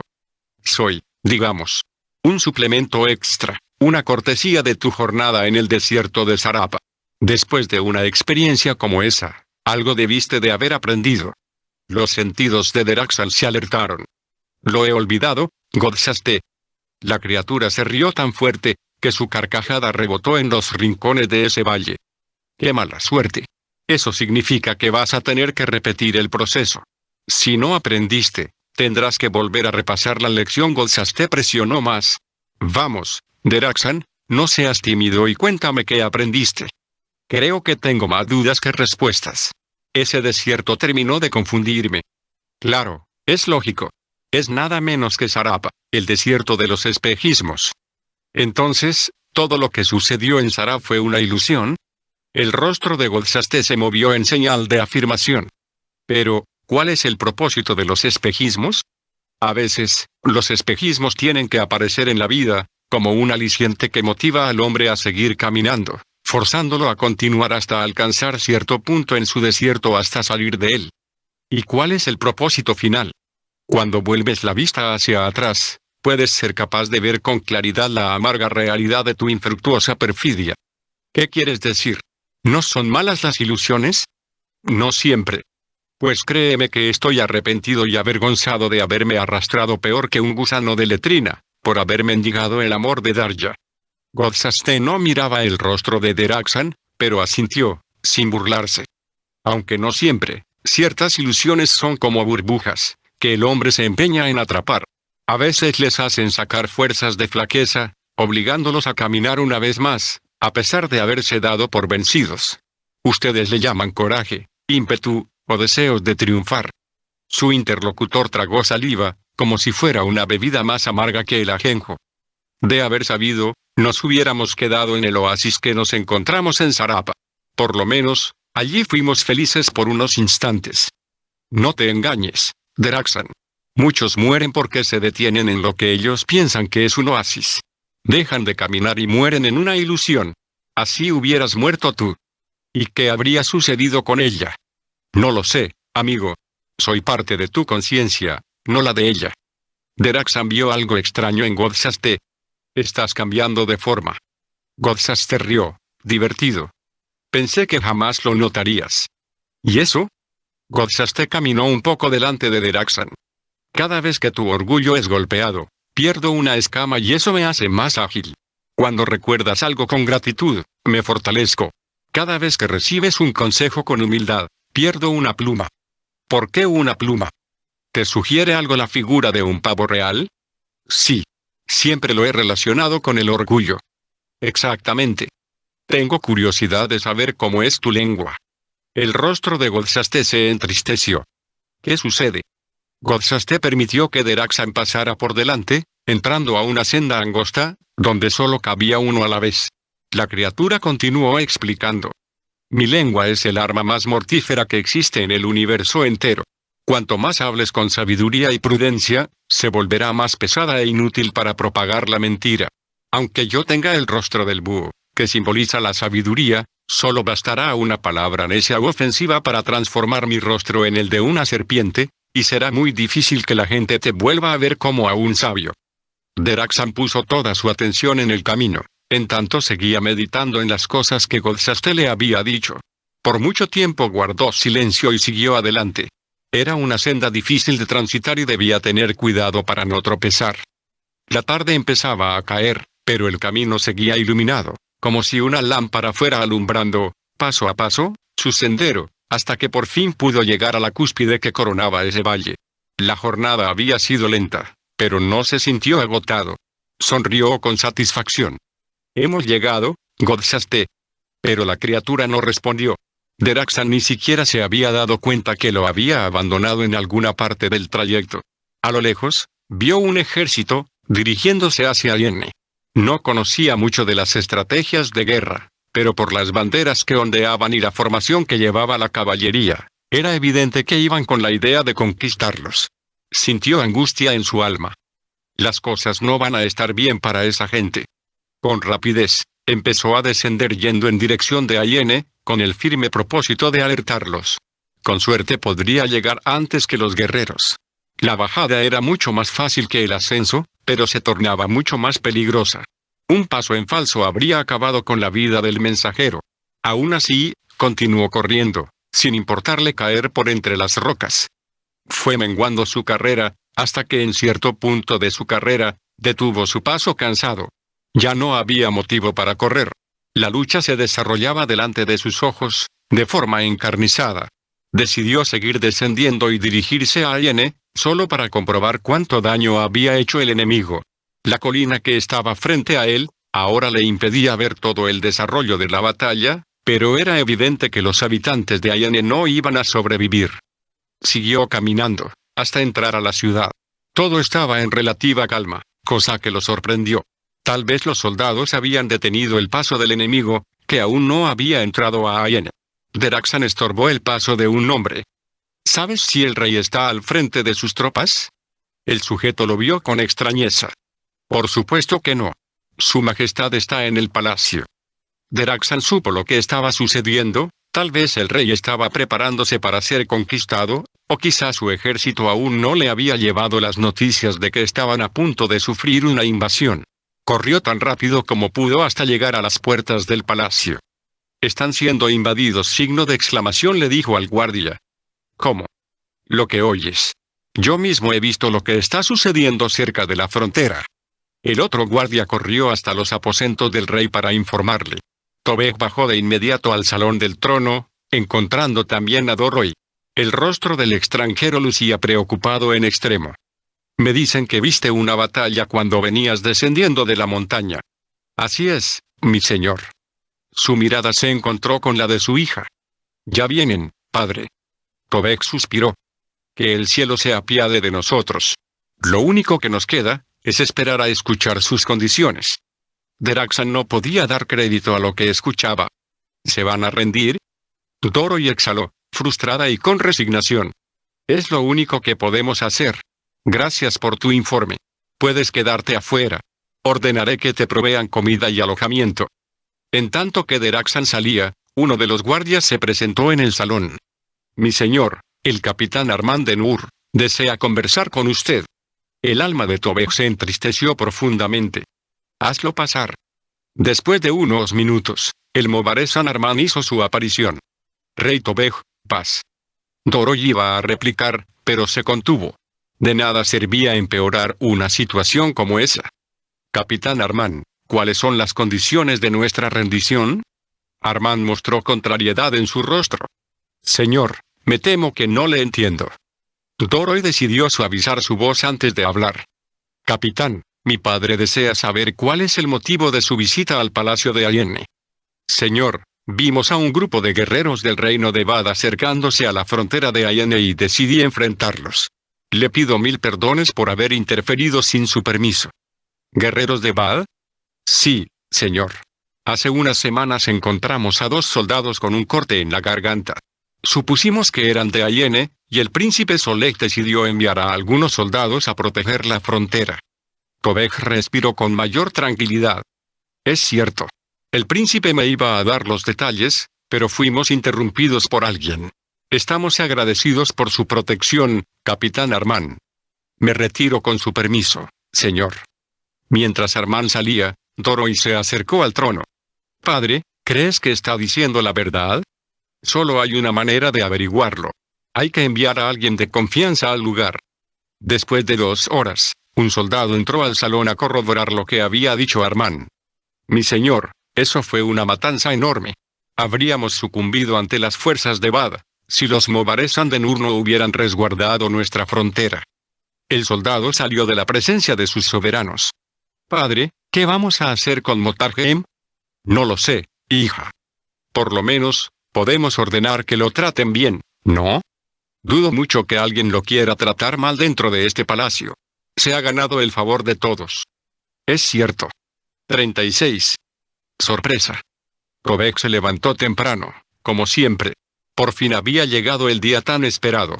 Había nerviosismo en él, pero debía de llevar a cabo lo que había pensado durante su regreso del Edsat. Parecía ser que las cosas que se habían complicado en los días anteriores se empezaban a aclarar poco a poco. Sin embargo, Motargen continuaba preso, y no había indicios para condenarlo o liberarlo. Después de que su hija había hablado con Tobej, se dio cuenta que todas las cosas que estaban sucediendo eran parte de un gran rompecabezas, y trataba de hacer lo que era correcto, o al menos, hacía lo que le dictaba su conciencia. Tobej miraba, complacido, que sus siervos ya habían empezado a cumplir sus órdenes. A diestra y siniestra se movían sin cesar, sin que ellos se imaginaran qué sucedía y en qué terminaría todo aquel caos ordenado. Era como un gran acertijo, en el que cada una de las piezas debía embonar perfectamente. Sin embargo, nadie sabía cómo. Thanafor había regresado al palacio desde hacía varias semanas, pero se sentía ajeno, relegado de cualquier opinión. Motivo suficiente para estar molesto con medio mundo, especialmente contra Motargen, a pesar de haberlo salvado de ser ejecutado por alta traición. Por supuesto, el orgullo enfermizo de Thanafor le impedía ver con claridad su verdadera condición espiritual y física. Había perdido su posición, su salario, su poder e influencia, sin contar con aquellos que huyeron felices de su lado, especialmente, su familia. Quiso refugiarse en la fortaleza de Madhshapa, pero tuvo que salir de inmediato de allí, o mejor dicho, no lo habían tolerado, así que regresó al único lugar donde era conocido, aunque ya no muy bien visto. De hecho, Thanafor abrigaba la esperanza de volver a ser el consejero del rey, así que trató de portarse moderado y amable con todos. Pero era obvio que la gente estaba despertando del letargo en el que él mismo los había mantenido por muchos años, y nadie quería regresar a su antigua forma de vivir. Thanafor intuía que esa mañana iba a ser muy especial para él. Así que se vistió sus mejores ropas y salió a encontrarse con su destino. Contrató a algunos hombres y entró a la ciudad con toda pompa, tratando de llamar la atención de niños y adultos. Sin embargo, todo intento fue en vano porque todos corrían emocionados hacia el castillo de Ayene. El rey Tobej había invitado a ricos y a pobres, hombres, mujeres y niños. Todos podían entrar al patio central del castillo, un lugar que hasta hacía poco era inaccesible, gracias a la influencia de Thanafor. La gente estaba feliz. Reinaba un ambiente de expectación. El rey hizo su aparición y todos aplaudieron. No lo hicieron como antes, aplaudieron porque habían empezado a amar y respetar a su monarca. Tobej carraspeó un poco. Querido pueblo, mis días como rey de Ayene han terminado. Un murmullo de sorpresa se hizo general. Pero he determinado que la única persona que puede tomar mi lugar, se encuentra entre nosotros. La autoestima de Thanafor iba en aumento. Su fidelidad en las semanas anteriores lo estaba encumbrando de nuevo. A lo largo de mi vida, cometí muchos errores al desear gobernarlos con rectitud, olvidando que el primer reino que debo atender, es mi propia familia. De forma inconsciente, los padres de familia abrazaron a sus hijos. Por eso, mi deseo es que alguien me suceda en el trono antes de morir. De esa manera yo puedo aconsejarle, sin intervenir en las decisiones finales. La gente escuchaba con mucha atención. Por mucho tiempo, nos hemos rodeado de consejeros que han abusado de su posición para repartir el poder y sus beneficios a hombres y mujeres sin escrúpulos, pero todo eso cambiará, porque el consejero del nuevo rey y yo, seremos los hombres que apoyaremos al nuevo monarca. Thanafor se sentía confundido. Algo iba muy mal o demasiado bien. Sin embargo, no podía definirlo y no le gustaban ciertas sorpresas, sobre todo las malas.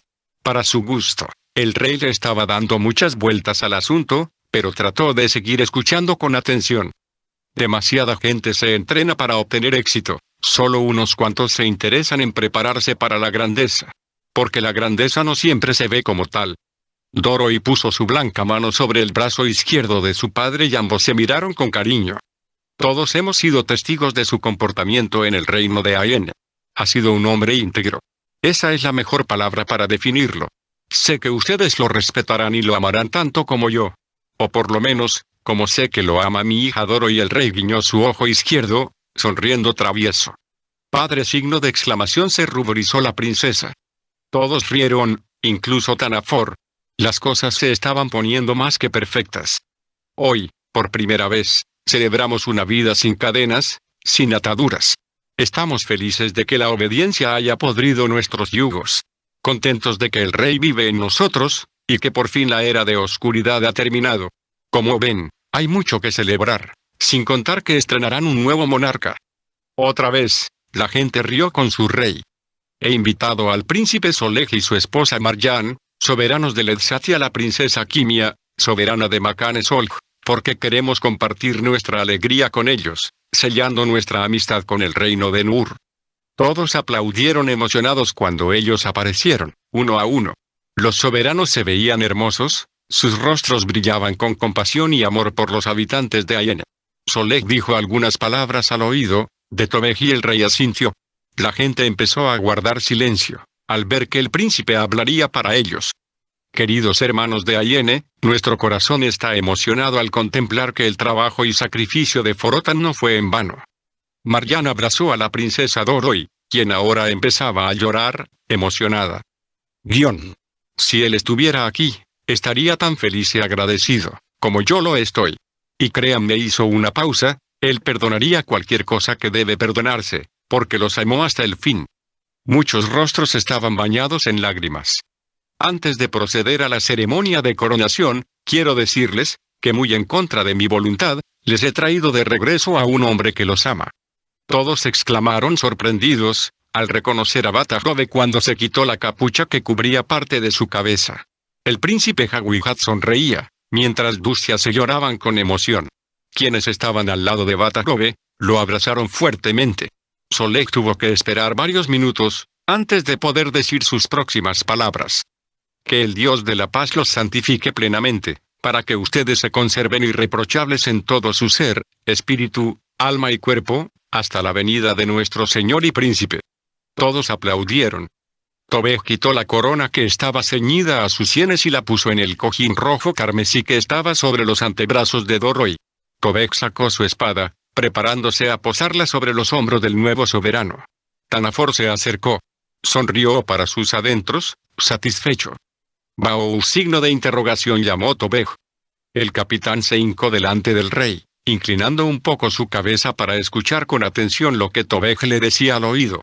Se retiró rápido de la plataforma, desapareciendo enseguida entre la multitud. Todo mundo estaba expectante. El corazón de Tanafor se regocijó. Tal vez había perdido su posición de consejero, pero asumiría el sublime cargo de rey. Su destino estaba eternamente asegurado, y sonrió. Tanafor conocía de sobra cómo manejar el reino, y cada una de las tropelías que Baous había cometido. Sería muy fácil manipularlo para que el capitán eliminara a Motargen después de esta ceremonia. Tanafor se acercó aún más. Kimia podía sentir la molesta respiración sobre su hombro izquierdo.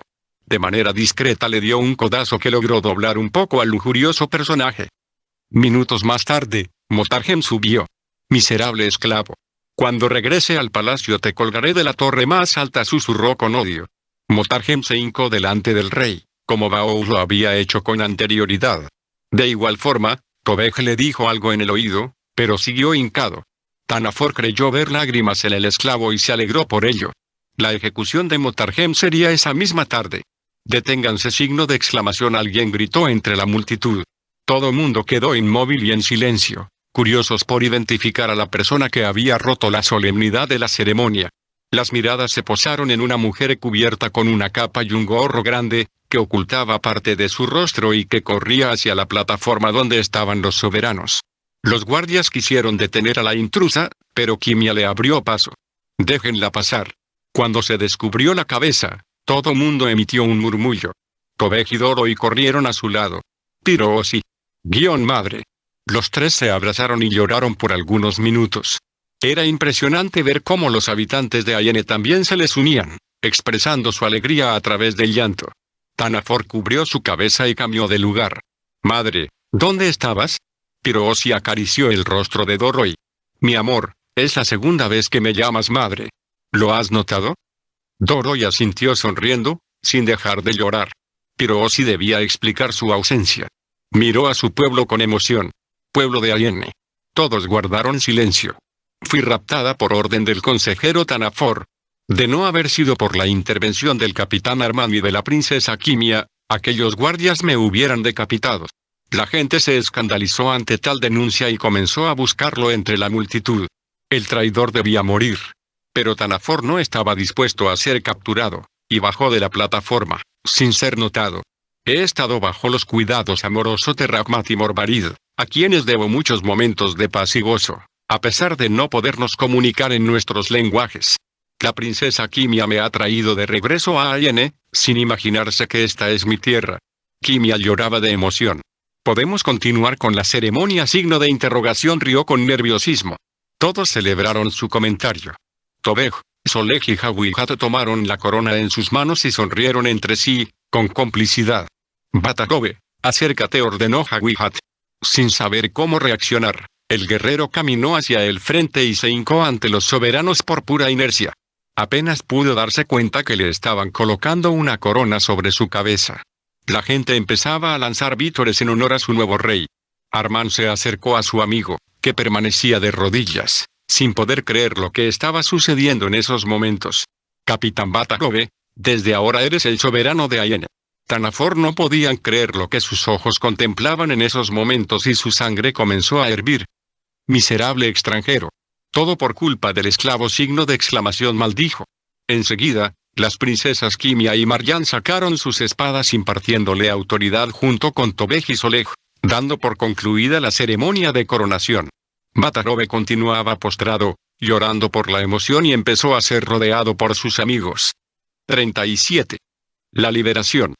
Motargen continuaba parado cerca de la plataforma, escenario en el que se habían experimentado una multitud de emociones en poco tiempo. Sonreía con suavidad al ver a la muchedumbre, fragmentada en múltiples grupos, disfrutando el momento. Él también estaba agradecido de que las cosas se hubieran aclarado. Doroi se acercó y lloró junto con él. Perdóname, Motargen. Él inclinó suavemente su cabeza, en señal de respeto. No hay nada que perdonar, princesa. El dolor puede hacer que veamos perspectivas erróneas. Doroi sonrió. Por un momento pensé que mi padre te coronaría rey. Ahora Motargen era el que sonreía. No estoy listo para una posición de esa magnitud.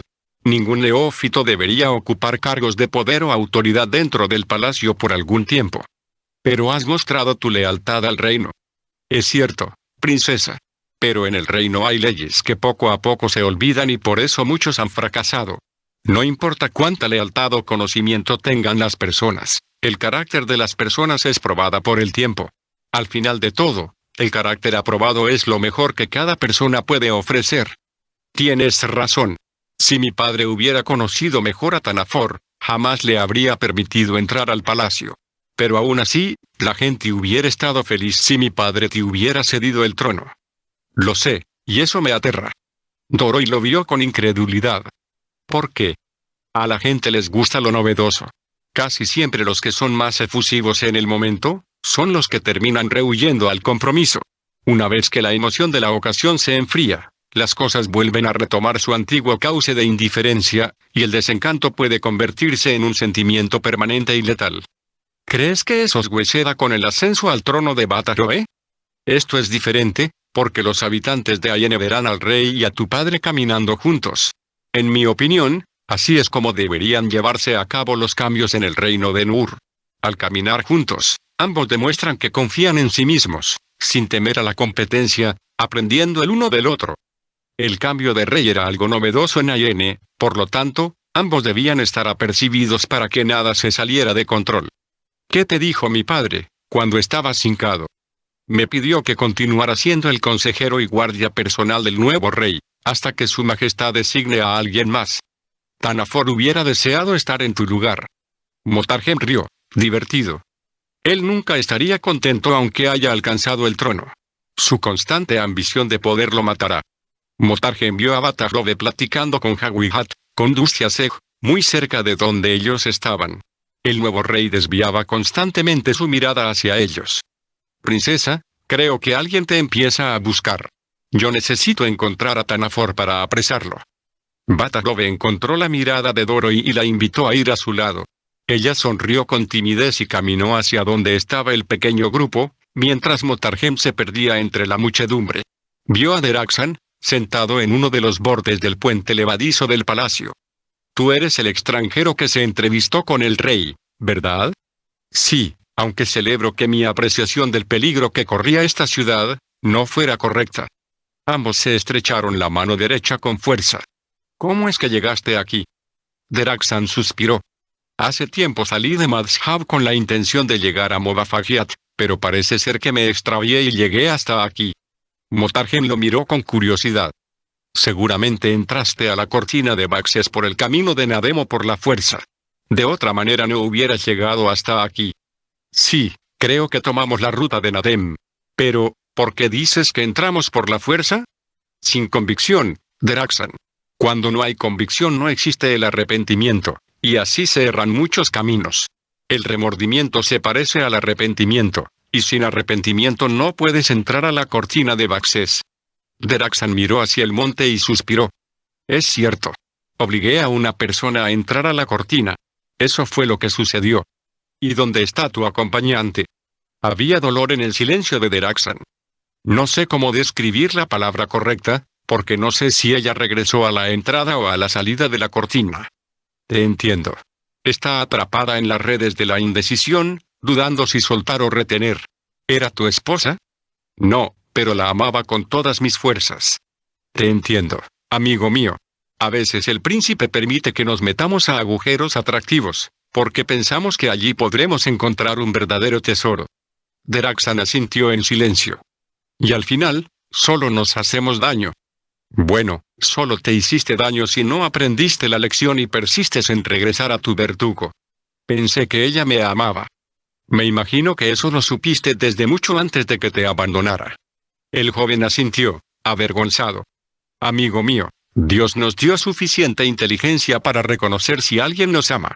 El problema es que casi siempre tratamos de engañarnos, y seguimos presionando a las personas, tratando de manipularlas hasta que se enamoren de nosotros. A veces eso puede funcionar por determinado tiempo, pero el amor funciona bien, solo si el compromiso es de dos. Pensé que lo sabía, pero parece ser que fracasé. ¿Hablaste con el rey? Deraxan resopló un poco, tratando de encontrar una buena respuesta. Platiqué con mi conciencia. Motarhem sonrió, sin pretender burlarse de su acompañante. Ahora entiendo por qué tuviste la percepción errónea de que estábamos en peligro. Cuando caminamos por mucho tiempo en Nadem, nos acostumbramos a ver las cosas de diferente forma. Deraxan inclinó su cabeza un tanto avergonzado, y Motarhem intuyó que debían cambiar de tema. Cuando continúes tu viaje, asegúrate de tomar el camino de Tobekardan. Te será un poco difícil transitar por él, porque es muy diferente al de Nadem, pero sin duda, llegarás a Baxes. Entretanto, aquí puedes establecerte un tiempo y partir cuando quieras, si decides ir a Movafagiat. Deraxan asintió. El rey Tobe fue muy amable en permitirme estar estos días en su palacio, pero debo encontrar trabajo y donde dormir, si deseo quedarme. Puedes quedarte en mi casa y por el trabajo no te preocupes, ya veremos. ¿Por qué debo de ir a Movafagiat a través de la cortina de Baxes? ¿No puedo ir directamente de aquí? Motarhem sonrió. Puedes ir a tu destino por el camino que tú escojas. Pero si deseas tener un verdadero éxito, te recomiendo que cruces la cortina. Allí te serán reveladas muchas cosas que ignoras de ti. Lo tomaré en cuenta, amigo mío. Debo continuar buscando a alguien, antes de que se escape. Pues este será mi primer trabajo. Permíteme ayudarte. Motarhem iba por delante, abriéndose paso por entre la gente, con sus ojos muy atentos a cualquier movimiento por parte de Tanafor. Batarobe y Doroi lograron tener un poco de privacidad en medio de la multitud. Ahora puedo pedirte que seas mi esposa, Doroi. Ella sonrió. ¿Y podré negarme a la voluntad del rey? ¿Crees que tu padre esté de acuerdo? Él aprendió a amarte y respetarte desde antes de conocerte.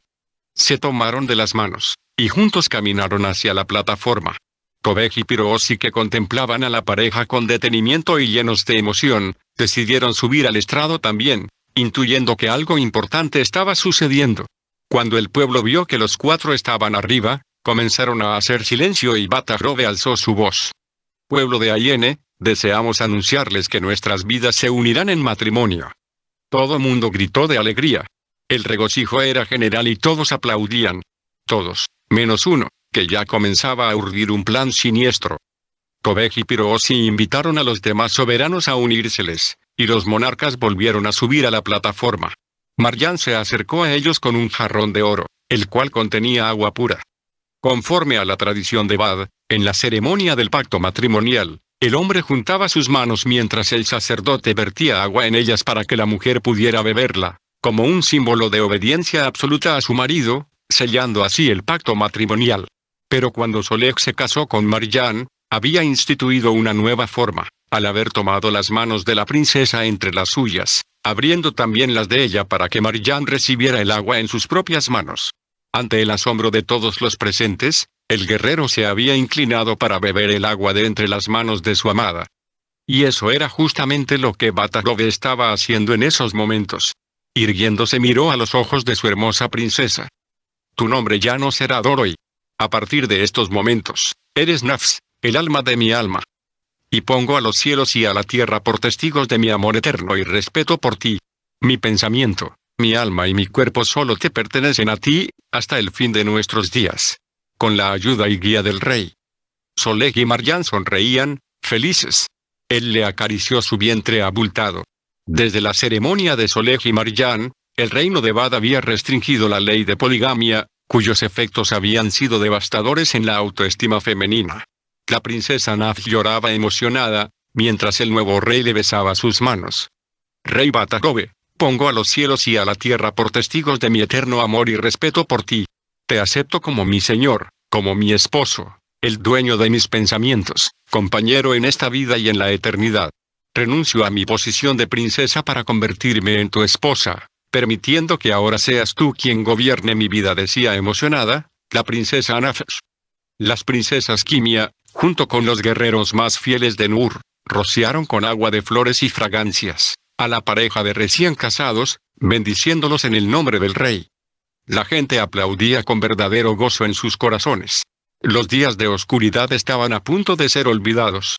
Solej ocupaba el sitio de honor, bendiciendo a los jóvenes, en esa nueva etapa de su vida. Tobej y Pirosi imponían sus manos sobre la cabeza de Nafs, en tanto que el príncipe Hawihat y la princesa Dust hacían lo propio sobre la cabeza de Bataglove, en representación de sus padres. La pareja selló la ceremonia con un beso, frente a su amado pueblo de Ayene. Lleno de ira y frustración por lo que recién había contemplado, Tanafor subió a toda prisa hasta la cúspide del palacio. Ató una cuerda larga al pie del asta donde ondeaba la bandera de Ayene, y el otro extremo se lo ató a su cintura. Nada podría fallar, así que buscó con rabia al causante de todos sus males, pero no pudo identificarlo con facilidad entre la multitud. Cuando encontró a su rival, reprimió su grito de odio para no alertarlo y tomó algo de impulso. Antes de saltar desde una de las pequeñas bardas de la torre mayor, tropezó con una de las tejas, haciéndolo trastabillar, aunque todavía podía caer sobre su enemigo. Muere. Sin embargo, no recordó la pequeña asta que él mismo había ordenado construir para exhibir su propio estandarte. De manera inexplicable, parte de la cuerda se atoró allí, deteniendo su cuerpo de forma abrupta. Como si fuera un muñeco de trapo, dio una vuelta en el aire y la soga se enredó alrededor de su pescuezo. El jalón de la cuerda fue tan fuerte, que terminó rompiéndole el cuello. Aunque había estado a punto de arrancarse la cabeza, su cuerpo solamente había quedado colgando junto al muro. Así terminaba la gloria efímera de un hombre que había sido dominado por la intoxicación de su egocentrismo. Había bebido demasiado egoísmo durante toda su vida, sin imaginarse que algún día la falta de gloria y reconocimiento iba a causarle la muerte. Ningún accidente es más trágico que haber muerto por la ambición desmedida de éxito. El consejero del rey ordenó que sus sirvientes bajaran el cuerpo del traidor. El desagradable espectáculo debía quitarse de la vista de todos, especialmente en ese día de fiesta. Por fortuna, mucha gente no se había dado cuenta del acto suicida de Tanafor. Aún en su último acto no había logrado tener el éxito, ni el suficiente público como a él le habría gustado. Los sirvientes condujeron el cuerpo de Tanafor hacia un lugar apartado, cubriéndolo con una sábana gruesa. Motargem y su acompañante llegaron en el momento justo en que lo alejaban de ese sitio. Déjenme verlo. Asiyat, escondida entre las sombras de la noche, observaba con cuidado cualquier movimiento interesante que pudieran captar sus ojos negros, sin tener la menor intención de dejarse ver. Los sirvientes se detuvieron un momento. Motargem le descubrió un poco el rostro y contempló sin emoción alguna el cuerpo envuelto del enemigo de Ayene. Te dije que te mataría si te volvía a encontrar. No pude hacerlo la primera vez, pero has sido juzgado y ejecutado desde los cielos. Me complace saber que en Ayene, la mano del príncipe nos ha liberado de la maldición de Mazhaba.